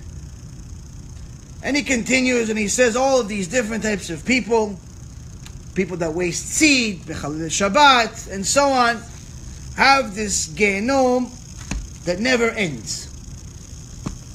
So first and foremost, we need to understand that there is very much a place of suffering. And it's not theoretical. It's not a Christian belief, even though the Christian belief is similar, that there's some type of inferno or whatever, but for them, the inferno is for nothing. Like if you believe in J.C. Penney, you don't go there. You give all your money to the priest to buy a private jet, everything's good. So of course you're going to give the money, just so you don't have to do anything anyway, just give money. In Judaism, you obviously have a responsibility. Now some people say, no, this is different. Somebody tried to debate me this a week, 2 weeks ago, whenever it was. No, I never heard of this. This is maybe your belief. So I had to give a bunch of different sources. Gemara, this, that. It's like, no, but they don't teach that in Chassidut. In Chassidut, they don't teach about punishment. This is completely false. Only the Chassidut of today, part of it, not all of it, obviously, because there is a very good part of Chassidut, but there's a tainted part. Like Rabbi Yisrael from Salant said already 150 years ago, some people tainted the religion. They tainted parts of it. They start adding and modifying, tweaking and taking things out. So, unfortunately, some have taken out the Yirat Shamayim part, and also the Yirat Shamayim has to do with 13 principles of faith. What's 13 principles of faith? There's a reward for the righteous, a punishment for the wicked. But if you see the wicked driving a Ferrari on Shabbat to his $5 million house, where's the punishment? Obviously, it's not in this world. So if you don't believe that there is a punishment in the next world, or you believe that the punishment in the next world is limited Whether you're a murderer, or you're Bernie Madoff, or you're some guy that's going against HaShem, has websites against rabbis, you all have the same punishment. Might as well be a rasha. Everybody gets a 12-month sentence, and it's a laundry. Might as well be a rasha. What are you doing? What are you keeping mitzvot for? So he said, no, this is not part of Hasidut. This is a complete lie. Proof? Right here. Sefer Chasidim, Margaliot, Siman, Kuf Mem Hey. 145. Says, Elu. שמטילים אימה על הציבור שלא לשם שמיים יורדים לבאר שחת ואינם יוצאים משם לעולם גיהנום חלה והם אינם חלם שנאמר תהילים 49:15. I'll obviously translate this to English. Their form is doomed to rot in Sheol וצורה לבלות שאול אלא אש יוצא מעצמותיהם ונשרפים. Okay, translation. This Sefer Chasidim was written by Rabbi Yehuda Bar Shmuel HaChasid, Mishapira, who was Gdol Ador. It was not some local tiny rabbi nobody ever heard of. Gdol Ador, who came from the Gdol Ador, who came from the family of all the biggest of the generation. One of the biggest impacts of Chasidut in history came from this shoshelet, this family. And he writes in his book, those who teach the public not for the purpose of Shamayim, for their own self-interest, they try to scare people so they give them the money. They try to tell people, they sell people stories just so they like them. You know, like some people say, no, Hashem loves you, just make sure you make the check payable to rasha.com. Hashem loves you. Yeah, but I'm Mechalel Shabbat. No, don't worry about it. Rasha.com. No, but I eat chazir on Yom Kippur. Don't worry about it. Just rasha, don't forget the .com. And tell them whatever they want, they gotta tell them. Why? Just give me money. Give me money. All these rabbis, they come from Israel, they come from here, they come from Gehenom, they come from everywhere. And tell them whatever you want to hear, I'll tell you. I even have one Rasha Merusha. He comes in a lecture and he says, he talks about me. He doesn't say my name, but I know he's talking about me. Because I debated him and I abused him in a debate. He talks about me and he says, there's somebody out there, and he even reads verses in the Torah. He reads verses in the Torah to scare people. But that's not being a rabbi. That's not how you do it. That's not how you do it. You gotta tell people what they can handle. If I tell you the verses, you can't handle the verses. The Torah is too much for you. What Hashem wants you to do is develop your own relationship with Him the way you want. Shem Rachem, that's Christianity. You're mefager, you idiot. You're apikorus. That's Christianity. That's not Judaism. What do you mean that you can't handle the Torah? So what are you saying? Hashem made a mistake? He wrote a book that nobody can handle? What did he write the book for? If he wanted it in a secret, he put it in a secret part of the Torah. What did he write it in 5 books of Moses that's available to 70 nations? What did he write it for? So, people are willing to say anything for money. So Sefer Chasidim, the original Chasidim is saying this. Those people, Yordim lebe'er shachat ve'enam yotzim, they go down to Gehenom and they never come out. They never come out le'olam. Le'olam means forever. And he quotes Tehillim, he quotes Psalm 49:15. Their form is doomed to rot in Sheol. David HaMelech says those such people, the such people are so wicked that they're doomed, that their neshama, their form, will rot in Sheol. Sheol is another word for Gehenom. Why does it say rot? Why does it say they're just going to go to Sheol? Because when something rots, that means it's been there for a long time.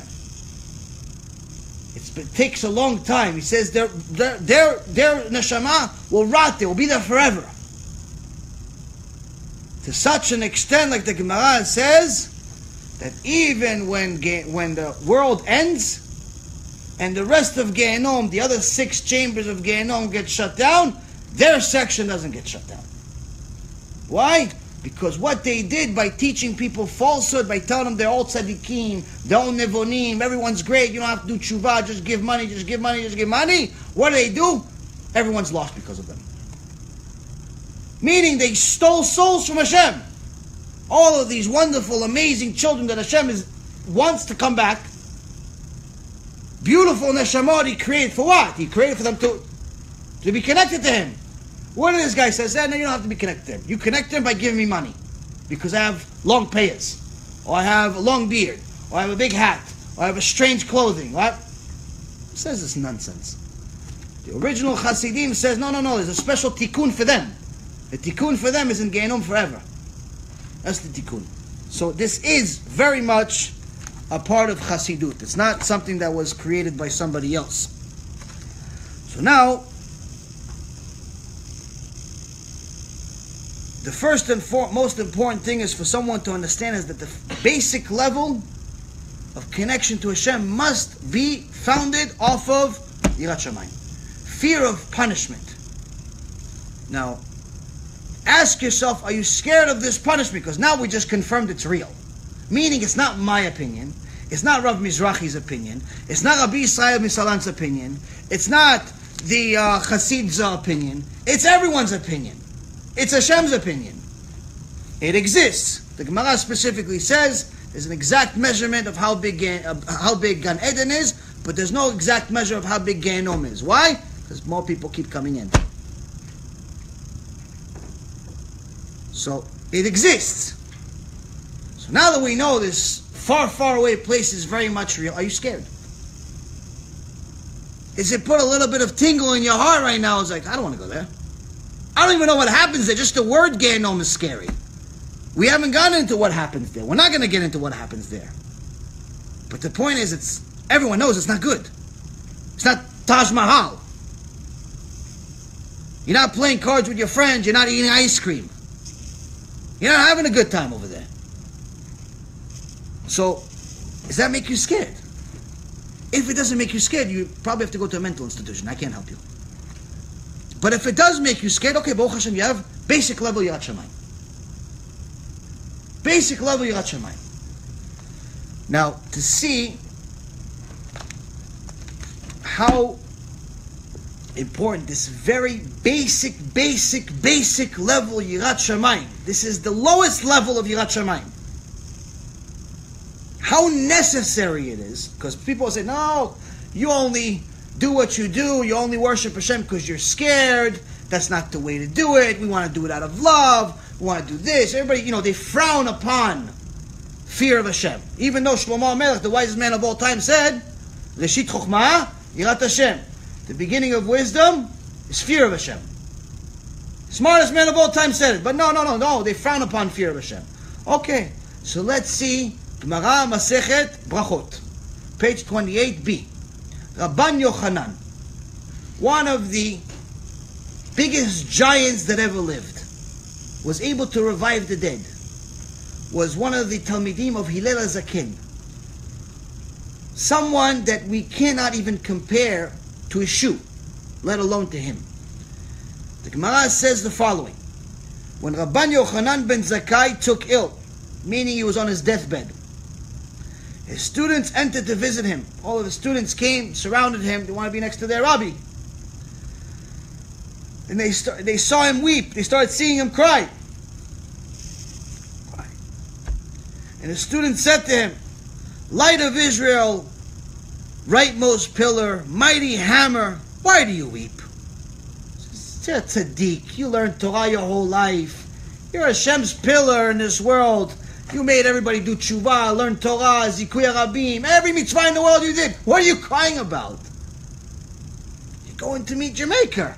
You probably should be excited. All you did your whole life is getting prepared for today.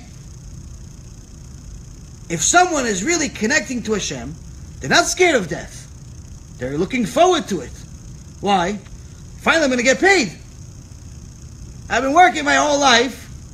Finally, I'm going to get paid. I did all these mitzvot. I'm going to get Eden, right? If you knew for sure, listen, I did every mitzvah in the book. 613, I did 614. Machmir. Modest, I covered my face, like the Arabs. Tefillin, I had 3 of them. On 3 different sides, just in case. Rabbeinu Tam, Rabbeinu Rashi, and somebody else, just in case. You did every tefillah, you did korbanot. Everything you did. Going to Gan Eden. Well, you're not looking forward to it? Rabban Yochanan tells us something scary, if you actually understand what he says here. And he says to them the following: if they were leading me to judgment before a king of flesh and blood, Obama, Osama, Bin Laden, Trump, whoever, somebody flesh and blood, who is here today and in the grave tomorrow himself, he's not going to be here forever. If he's Osama or he's Obama or he's anybody, he's going to die. Eventually he's going to go to the same grave like me. Where if he becomes angry with me, this temporary king becomes angry with me, it's not an everlasting anger. Because even if he's angry at me his whole life, once he dies, that's it, he's over. The anger is gone. And if he imprisons me, sends me to jail, even the prison sentence is not forever. Why? Because I'm going to die, I'm going to go to the next world. My life is not over here. This is just a corridor of the real life. What do you live here? 7 years, 80 years, 120 years, whatever it is. It's the beginning. Life for your soul is forever. 7 years is like a chump change. It's like even a prison sentence. He sends me to prison 50 years, my whole life. Okay, it's life here. The real life is next. Who cares? And if he puts me to death, the death that he puts me in is not everlasting. Okay, I die once and then I have Olam Haba again. What do I care? I die here. But then I go into the real world, real life. That's what a real king can do to me. Why should I be scared of that, he says. This such king of flesh and blood, I'm also able to appease him with my words. I convince him I'm a sweet talker.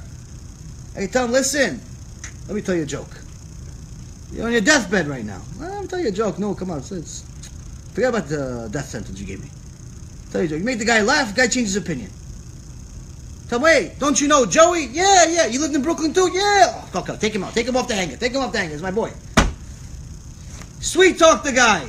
Listen, I got a quick stock pick for you. Well, how do you know? Listen, I got insider information. Okay, take him off. No. Release him from jail. You ever notice that right before a president leaves office, a bunch of criminals get released from prison? You ever notice that? Good, you don't watch the news. Every time a president's about to leave office, a bunch of criminals leave the prison. All of a sudden they're forgiven. The guy murdered. The guy sold drugs. The guy's this, that. No, he's it's on me. Why don't you do it in the beginning of the office? No, if I did it in the beginning of my term, they would torture me my whole term. Right there at the end. Like Obama gave $210 million to the Palestinians a couple of days before he left office. Machshimo. So, good. He says, this leader, I can appease him with my words. I can bribe him with money. Who doesn't like money in this world? Who doesn't like money? So I'll give him some money. 100 million, 200 million. If I got money, I can buy whatever I want. In the business world, they say everyone's got a price. Everyone's got a price. No, I love my company. Okay, so how much does that love cost? No, I love my wife. Okay, so how much does that wife cost? Oh, I love this. I love everything has a price. For people that are completely materialistic, everything has a price. Everything has a price. Sad, but true. And he says, and even if I was going to meet such a weak king that's here today, gone tomorrow, that I could easily manipulate him, easily convince him, easily bribe him, I'd still be a little scared. Because maybe he doesn't like me, maybe he doesn't agree. I'd still be scared, I'd still weep a little bit. Even more so than now you're leading me before the King of Kings, the one who reigns all over all the other kings, the Holy One, blessed is he, who lives and endures forever and ever. Where if he becomes angry at me, his anger is an everlasting anger. If I'm one of these people that's a machtia rabim, I make other people sin, I own one of these nightclubs, I have one of these prostitution houses, I do all types of things that cause other people to sin, I'm an immodest woman walking around, the anger that he has on me is an everlasting anger. It's not temporary anger and he just lets it go.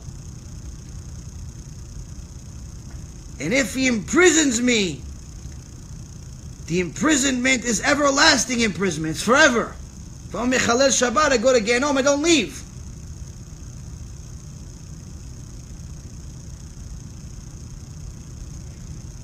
And if he puts me to death, the death is an everlasting death, meaning I don't get any other chances. You have to have zchut, you have to have merit to have a gilgul, to have a reincarnation, and even that, you're limited to 3. 3 gilgulim as a human being, and after 3, you go down a level of Hashem Erachem to an animal or a plant, or Hashem Erachem even a rock.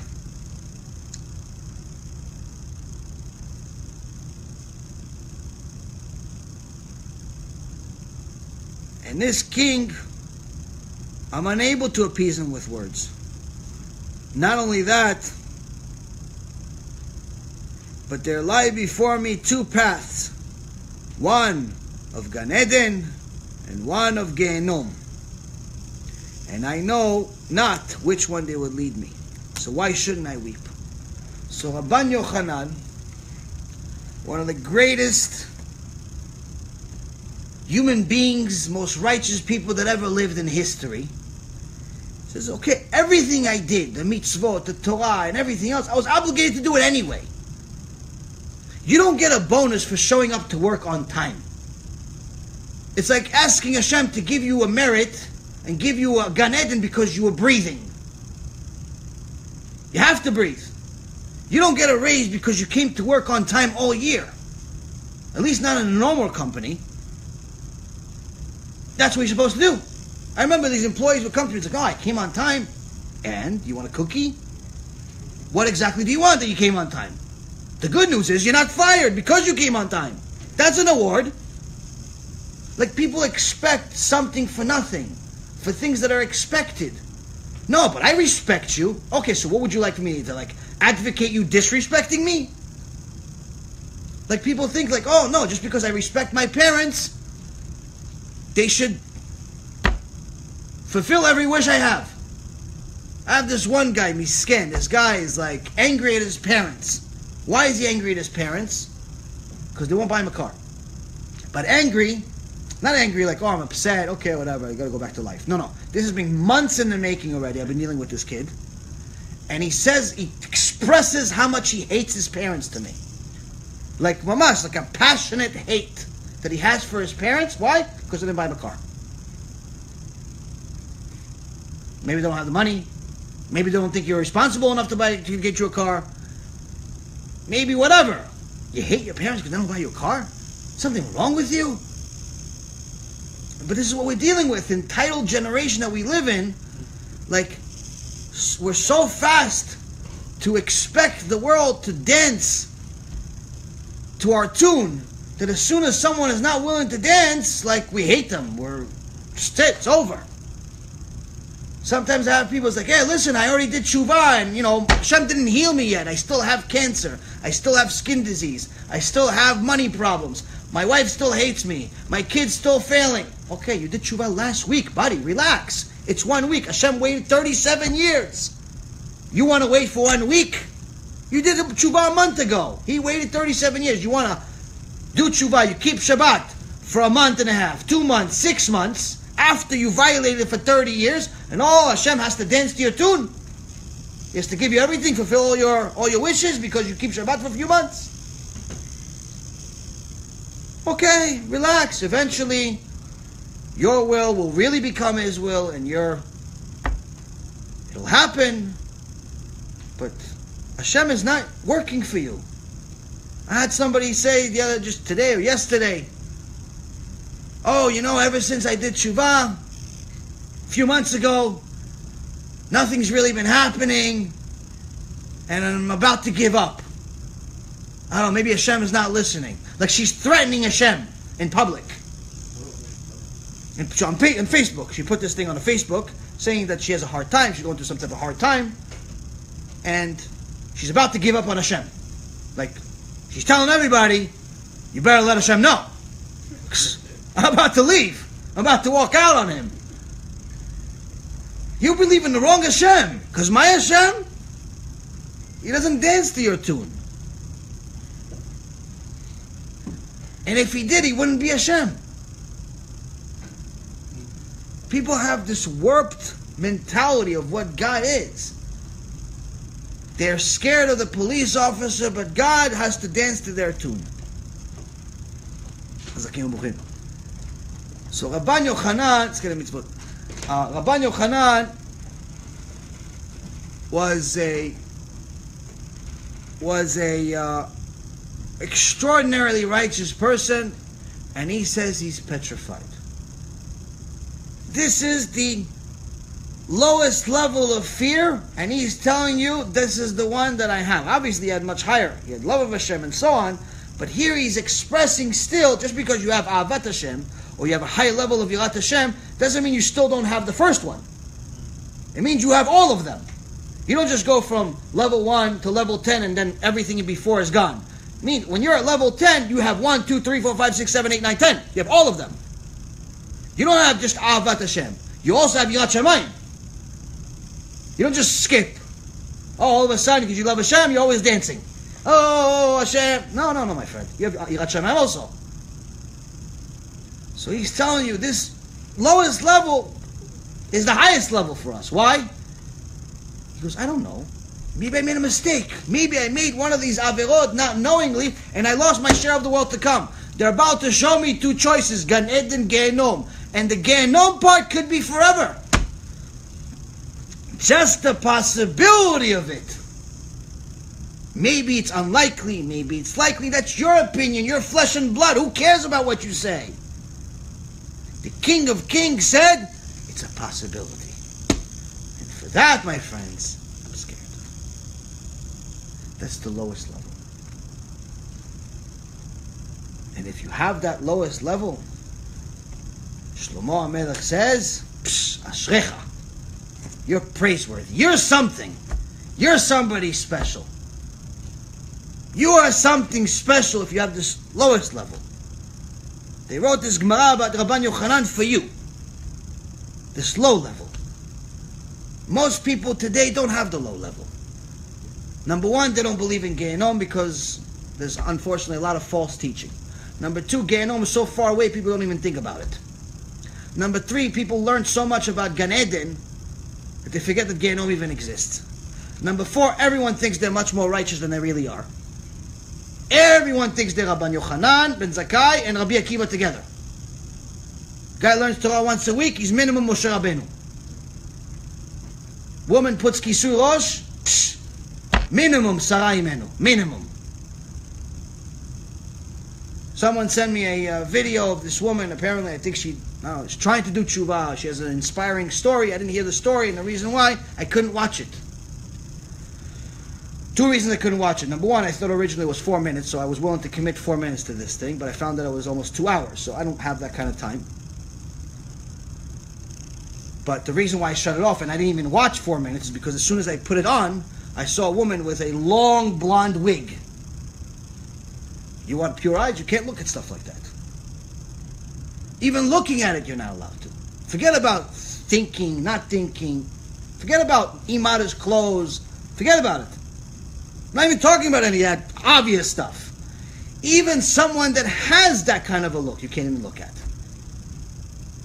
And women today call themselves religious with 3-foot long wigs. Thinking, oh, I'm Rabbanit. What Rabbanit? What Rabbanit? You know what kind of problems you're in right now with your long wig? You know what the Baba Sali says about people with such a long wig? You know what the Rambam, what the, not Rambam, but the Vadia. People don't have a clue. So the students, to finish the story, the students of Rabban Yochanan are asking him, okay, Kvod Harav, teach us something, tell us something before you go. Give us a blessing. And he says, Yehi ratzon sheteheh morah shamayim alechem kimorah basar v'dam. May it be the will of Hashem that the fear of heaven be upon you, just like the fear of flesh and blood that you have. Meaning, may you fear Hashem as much as you fear the local cop, the Roman king, the Greek soldier, your neighbor looking at you the wrong way. May you fear Hashem as much as you fear a human being. Doesn't sound right. His student said to him, Adkan, that's for okay, Kvod Harav, now we don't understand what you're talking about. The fact that you said that you're scared of, Gan Eden and Gehenom, that's, if you're scared of Gehenom, where are we? But now you're saying something that's completely off. Like, what do you mean? Be scared of people, meaning you should be scared of Hashem. He says, no. If your fear of Hashem was really like the fear you have of people, then you wouldn't make any sins. Because any time you do something against another person, immediately you look. You drive, lecture, 1, 2 o'clock in the morning, we finish, we're driving 90 miles an hour. But if a cop comes out, all of a sudden it's like, you stop, you put the seatbelt on, the other seatbelt on, you're all over the place, you have no idea what's going to happen, he's going to take my license, he's this, you think, it's going to be so, I want to afford a lawyer, I don't have money for a lawyer, and you're thinking the whole thing of what's going to happen, you're petrified of this cop. But what about the last time you wasted seed, bemezid? What about the last time you stole some money, accidentally on purpose? What about the last time you walked around walking Chilul Hashem? What about that time? How come you weren't scared? They're watching. One time someone took Rabbi Yisrael from Salant on a carriage. He was supposed to take him somewhere. And he saw that the rider, the driver, stopped at some farm and started taking some stuff from the ground, like belonging to somebody that owned the property. Took some, food or whatever it was. Immediately Rabbi Yisrael from Salant started screaming, they're watching, they're watching, they're watching, they see you, they see you. The guy immediately dropped everything, ran into the thing, jumped, go, go, go, go. He starts hitting the horses, go, go. He's going 150 miles an hour with his little horses. Eventually, an hour and a half later, he's out of the city. He catches his breath. He goes, thanks, Rabbi, how many people are watching? He goes, no people watching. What? What do you mean no people are watching? So why'd you say they're watching? He said, his eyes are watching. He sees you. So Rabban Yochanan is telling his students, all tzaddikim, he's saying, if you are scared of Hashem, like you're scared of the cop, like you're scared of the neighbor, like you're scared of the shidduch, like you're scared of the public, you wouldn't make any sins. Any sins you make, usually you make against other people, you do it in private. You steal, but private. You don't steal in the open. You make your sex crimes in private. You don't do it publicly. Why? Because you're scared of what people think. You're not scared about what Hashem thinks. So that's why I wish that you'd be scared of Hashem like you're scared of them. Because then you stop sinning. Then you become a serious tzaddik or tzaddikah. At the moment of his passing, he says to his students, remove the utensils because they'll have tum'ah, and please prepare a seat for Chizkiyahu, the king of Judah, who's come to escort me. So the Gemara here says that Chizkiyahu the king, came to escort Rabban Yochanan to Olam Haba. Who is Chizkiyahu HaMelech? The Gemara Masechet Bava Kama page 17a. It says when King Chizkiyahu died, he was honored in a way that no other person was ever honored. How? They buried him with a Sefer Torah. Now, generally, you're not allowed to do this. But with him, they did it. Why? Because everyone of that generation signed off. Him and the Sefer Torah, same thing. Same thing. Same thing. That's what we're signing off here. King Chizkiyahu, Sefer Torah, same thing. So now King Chizkiyahu came to bring Rabban Yochanan, so we know, even though the reason he went to Gan Eden or Olam Haba is because of his fear of Gehenom, the reality of it is that he didn't even see a second of it. So now, the most important thing that we need to understand is that this fear is a necessary fear. If we applied it in our life, it'd make us better human beings. It'd make us better servants of HaShem. It'd also make us better in what we do for a living. Chazal says that you're not allowed to deal with people that don't have Yirat Shamayim. You should be scared, just like Avraham Avinu taught us. The fact that someone doesn't have Yirat Shamayim, he says, automatically makes me think that at the first opportunity he has, he'll kill me. Chazal says you shouldn't be inside a room by yourself with someone who doesn't have Yirat Shamayim. We're not talking about someone as a kofir, someone that's a murderer, someone that's an idol worshiper. No, we're not talking about that. It said inside a room by yourself. Don't be with someone who doesn't have Yirat Shamayim. Why? Maybe he'll kill you. Why is he going to kill you? Who knows? Look, Avraham Avinu said it. He doesn't know these soldiers. He said, they don't have Yirat Shamayim, they're going to kill me. They're going to find a reason. Why? Because if you don't have Yirat Shamayim, who are you scared of? If you're not scared of heaven, who are you scared of? You're not scared of HaShem, who are you scared of then? And this affects us in the business world. If you look in the business world today,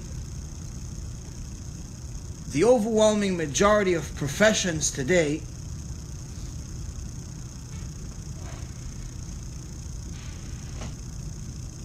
have people in a position where the way to succeed is by taking advantage of the public.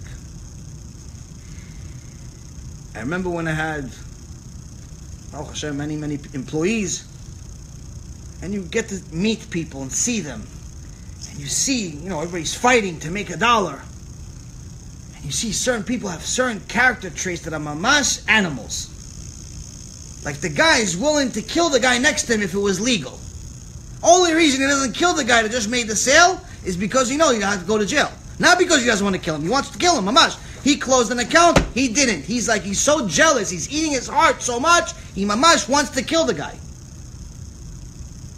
There are certain people in the business world they believe that the only way to succeed is by stepping over everyone on their way. Burning every bridge just to make sure no one else catches up to me. And the way they conduct themselves in business, you can see who has Yirat Shamayim and who doesn't. You can name any profession, and I can tell you how they screw people.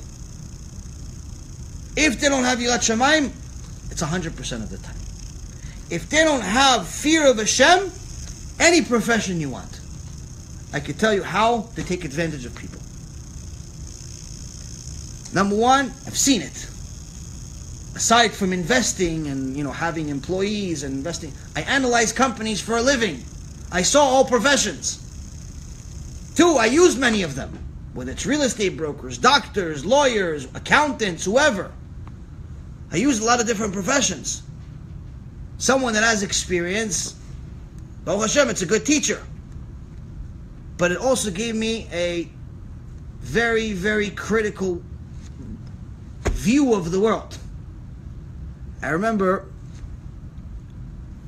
Baruch Hashem, before I did tshuva, I used to watch TV. And my least favorite show that for some stupid reason I would still watch once in a while was this show about real estate brokers selling real estate. Like $1 million properties or something like that. Like every property was worth a lot of money, and they would sell this, and they would film these these people selling properties. Now I don't know if I'm the only one that got this, but in general, I don't know, those people on TV for sure. But in general, from my experience, real estate brokers are the worst salesmen, most useless salespeople on planet Earth. And the reason why is you actually just watch the show and you can see it. When you want to sell something, what's generally what you want a salesperson, you want them to sell something. What's the goal? The goal is to attain the desirable price. You want $1 million. The point is for someone to try to get $1 million for you. Selling, you can do by yourself. You tell the guy, listen, just put a, ad in the paper, selling for $1 million, so whenever someone comes. But obviously it's not easy. So if you want to just sell it, you say, okay, $5. It's worth $1 million, $5, buy it, and you'll have 500 people lining up. So the point of using someone that's so-called professional is so that they provide something that you can't do yourself. But you watch these people. I've seen it from experience and I've saw it in that show. Someone would tell them, listen, I want to sell the property. It didn't matter ever how much the price was, $1 million, $5 million, $500,000. It didn't matter. The first response every single one of the brokers ever had, I think it's a little too high. I think we should sell it for a little less. Every single time. Mamash, same instruction set. All of them went to the same school. All of them say the same exact thing. And it happens in the real world too. The guy wants to get $500,000 for this. Nah, I think you should sell for $425,000. $425,000. It's $75,000. You know how long it takes to make $75,000 on a normal job? Yeah, but you're not going to sell $500,000. It's going to be months before we sell. Okay, so it takes months. No. Oh, maybe the market's going to go down. Maybe this, maybe that. They start scaring the guy into selling now. But why does he want to sell it for less? He makes less commission. What's the incentive? If I sell it below market, if I sell it for less than what it's really worth, it's going to happen in a week. If I sell it for the price that I'm really supposed to sell it as an expert, it'll take me months. Especially if I have zero skills and I'm a horrible salesperson. And that's really what most of these people are. They're horrible salespeople. They don't know how to sell anything. They just know how to advertise something, put it on the internet, put it on something, and tell people, no, this property is worth $1 million, we're selling for $825. Doesn't require any skills. Oh, and come to my open house for free food. So they're party organizers. Same thing happens in the rental market. The guy says, listen, I want to get $3,000 for my property. Ooh, $3,000. It's too high. What too high? You don't even, you analyze the market. By the time you got it, you just found out. How do you know it's too high? No, I have experience. You're in the business for 6 months. How do you know it's too high? Because it's the same manual. All of them have the same book. Whatever price he tells you, slash it. 20%, 25%, 30%. Why? Because he probably did his research, and he knows what it's really worth. But you can't sell it for what it's worth because no one's going to buy it right away for what it's worth. People want a discount. The broker wants to make commission.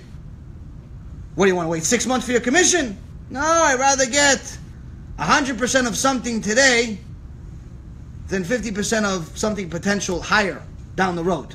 I want to get something today, and that's what happens. They flip property, and they do it really, really quickly. That's one. That's why also a lot of these real estate brokers end up living in some of their, for example, if they take, in New York, I know it happens.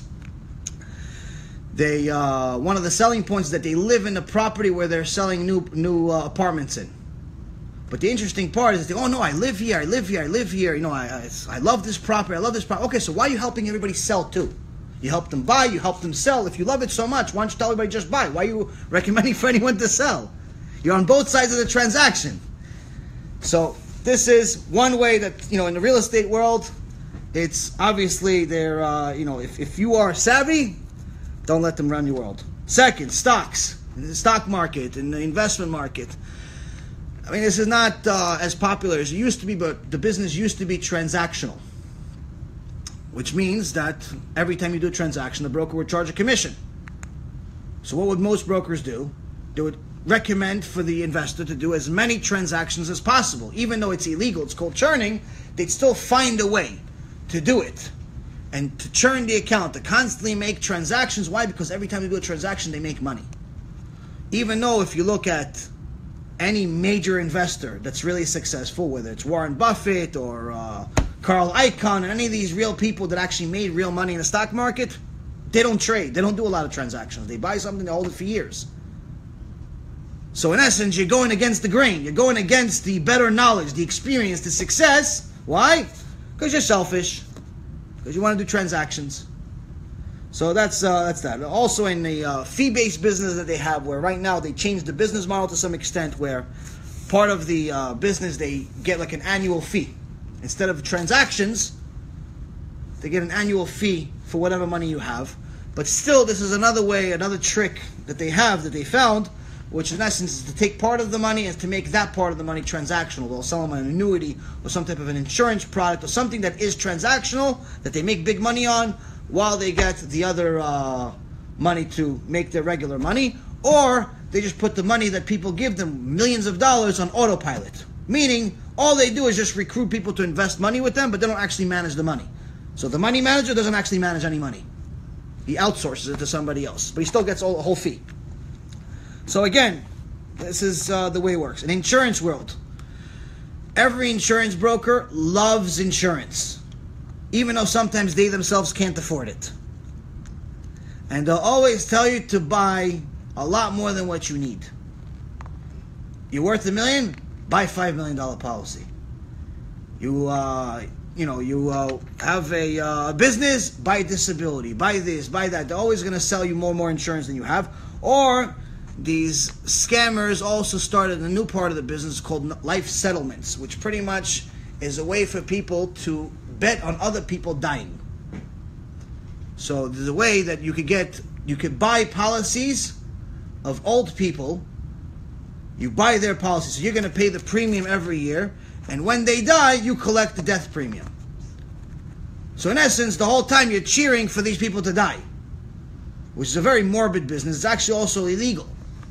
The insurance companies don't want to pay, because in the insurance world, not that I'm here to teach you guys, a business class, but it's just good to know, you have to have a vested interest in owning a policy, meaning you have to have a vested interest in the guy that actually owns the has the policy, for him to live. You're not supposed to cheer for him to die. So it's also against halakha. Lawyers, I've never met a lawyer that is a good lawyer, and I've paid them anywhere from a couple $100 to over $1,000 an hour. They're all garbage, every one of them, every single one of them. Even if they have a kippah on their head, they're all garbage. Why?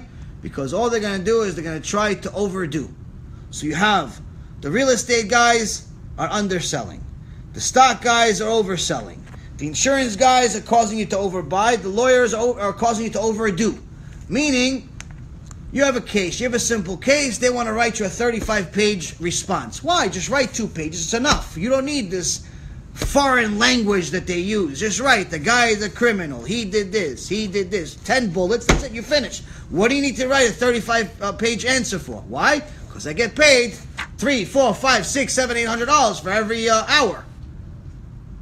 So the longer I work, the more I can charge. I had one time, this lawyer was on my payroll pretty much, and you talk to people, even though you're paying them $50,000 a month, whatever, you talk to them, you BS. So one time, I'm talking to this lawyer, I asked a question, and the question took maybe 5 minutes. 5 minutes. But then, we just started talking about something personal, nonsense. We spoke for almost an hour. But it's personal, it's not business. I get a bill that she charged me for the hour. She charged me $900 for the hour. That's why she was excited to be on the phone talking about absolutely nothing. She's getting paid for it. That's lawyers. Doctors. Doctors. Doctors of today are very different than doctors of yesterday. Doctors of today are not really that interested, for the most part. Again, this is not a one-size-fits-all. This is not everyone. Obviously, there's always going to be someone that's outside of the klal, outside of the circumstance. There's always going to be a good lawyer. There's always going to be a good doctor. There's always going to be a good broker or a good real estate guy. There's always going to be someone good. But the overall majority, chalta. Doctor, Today's doctors, unfortunately, are a factory. In the past, doctors would come to your house, they would sit with you for an hour, 2 hours, 3 hours, until they know what's going on. They'd commiserate with you, they'd cry with you, they'd give you medicine, they'd see what happens. Today, it's a factory. If you actually spend as much time with the doctor as you do waiting for the doctor, it's already a miracle. You go to the doctor, you wait 45 minutes. By the time you see the doctor, maximum 5 minutes. Why? Because he's busy. Because every patient's $500. Every patient's $600, $700, $1,000. So he's thinking, let me have 6 rooms. Every hour, $6,000. And that's how it works. And also, and he knows, why does he do it that way? Because he knows that the insurance company is looking for different excuses not to pay him. The insurance world is demented. All parties are trying to screw each other. The insurance company is looking for reasons not to pay. The doctor is going to overcharge because he knows that they're not going to pay. And the patient only wants to buy insurance after he's sick. And the guy that bought the life insurance, it's not even his, it's some other guy. He doesn't even know, he's just waiting for him to die. This is really what this is not just some warped version of, this is reality. This is reality. So the doctor knows that he's going to bill $6,000, but the insurance company is definitely not paying him at least 50%, at least 60%. So really, he's not looking at it as $6,000, he's looking at it as $2,400. So he's like, for me to make $2,400 an hour is already disrespect. So he can't spend more than 5-10 minutes with you. Hey, take antibiotic. Well, I just said I had a cough. Take antibiotic. Go. Rite Aid. Give them your problem. CVS, give them the problem. Yeah, but how do you know this antibiotic is going to work? We don't know it's going to work. Try for 10 days. And if it doesn't work after 10 days, come back. But if you knew it's going to work, why do you have to tell me to come back? By the way, rule of thumb from experience, if the antibiotic is not effective after 48 hours, it's the wrong antibiotic. A good antibiotic should affect, not heal you, but affect your body within 48 hours. If it does not affect your body in any way, shape, or form within 48 hours, it is the wrong antibiotic. And generally, antibiotics are prescribed based on guessing. They're guessing just like you're guessing. There are certain things that are rules of thumb, that a certain antibiotic is good for certain things, but they don't know if that specific one is going to be accepted by your body. They're guessing as much as you're guessing. It's all trial and error. So doctor is going to try to get you out of the office. But also, there's another thing that Gemara says about a doctor, that the best of the doctors will go to Gehenom. So why would the best of doctors go to Gehenom? If he's healing people, Thinks he's healing them. No, it could be a pshat that you could mean that he thinks he's healing them, but no, the best of doctors is going to Gehenom is because everybody on Rosh Hashanah prays. Everyone prays on Rosh Hashanah. What does everybody pray for? What is the prayer that every single human being on earth prays for? Parnasah. Lawyers praying for Parnasah. Doctors praying for Parnasah. The muffler guys praying for Parnasah. Everybody's praying for Parnasah. Now, when the doctor that's the most successful prays for Parnasah, now why is he the most successful? Because he has the most amount of patients. So now when he prays for more Parnasah, that means he wants even more patients, which means he wants more people to be sick. You want more people to go be sick, go to Gehenom. So, obviously, this is just a parable to some extent. How come it says afterwards, kasher shebatabachim, shutafo shel Amalek? Kasher shebatabachim? The righteous in the tabachim, Right. shutafo shel Amalek. Is a What is the portrait? the righteous of the I don't know the pshat of that one. I don't know. Next one, programming. People that are in the programming business, generally the nature of someone that's behind a screen is convenience. The reason why people love Amazon or eBay or any of those things that are on the internet is because it created convenience. You don't have to go to the supermarket anymore. You don't have to go to the store anymore. You can just press a few buttons and it gets to your house. Trust me, we take advantage of that service as often as we possibly can. It's very convenient. But also, the profession of being behind a screen means that you are in a business of convenience. The people that, created, for example, Facebook, they're trying to make friendship convenient. They're trying to make marketing convenient. The people that created Google, they're trying to make search convenient. The whole point is convenience. So the people that are programmers also have this mentality of convenience. So anything that's inconvenient is intolerable to them. So that's why the general nature that I've seen from experience from programmers is they like quick jobs. They like things that are quick. They're done quickly. They don't like to long-standing, long-term projects. They like things that are quick, a week, 2 weeks, a month max, month and a half, that's it. After that, they're either quitting or they can't take it. And that's it's a very, very problematic to deal with them. I've had some really bad experience with them. Construction. I've never met someone that's truly happy with a construction person. And the reason why is because construction people, for some reason or another, their nature is to provide unfinished work. You'll see $1 million house, but it's missing a kitchen table, or the kitchen counter, or it's missing the bathroom. There's like a few rocks missing from the wall. Every house I've ever seen always has this, like missing pieces. What happened? No, the guy said he came to finish, but he didn't come. Why? Because you already paid him. Once you paid him, he's not coming back. Network marketing. You guys ever hear about pyramid schemes? When people sell something in order to somebody so he could sell it. So let's say, for example, you want Herbalife, this rotten company that convinces people that they're going to become rich by selling their product, healthy and rich. In reality, they're the only ones that get rich, and not everybody gets healthy. There's actually a very respectable hedge fund manager called Bill Ackman that's been going against them for years already.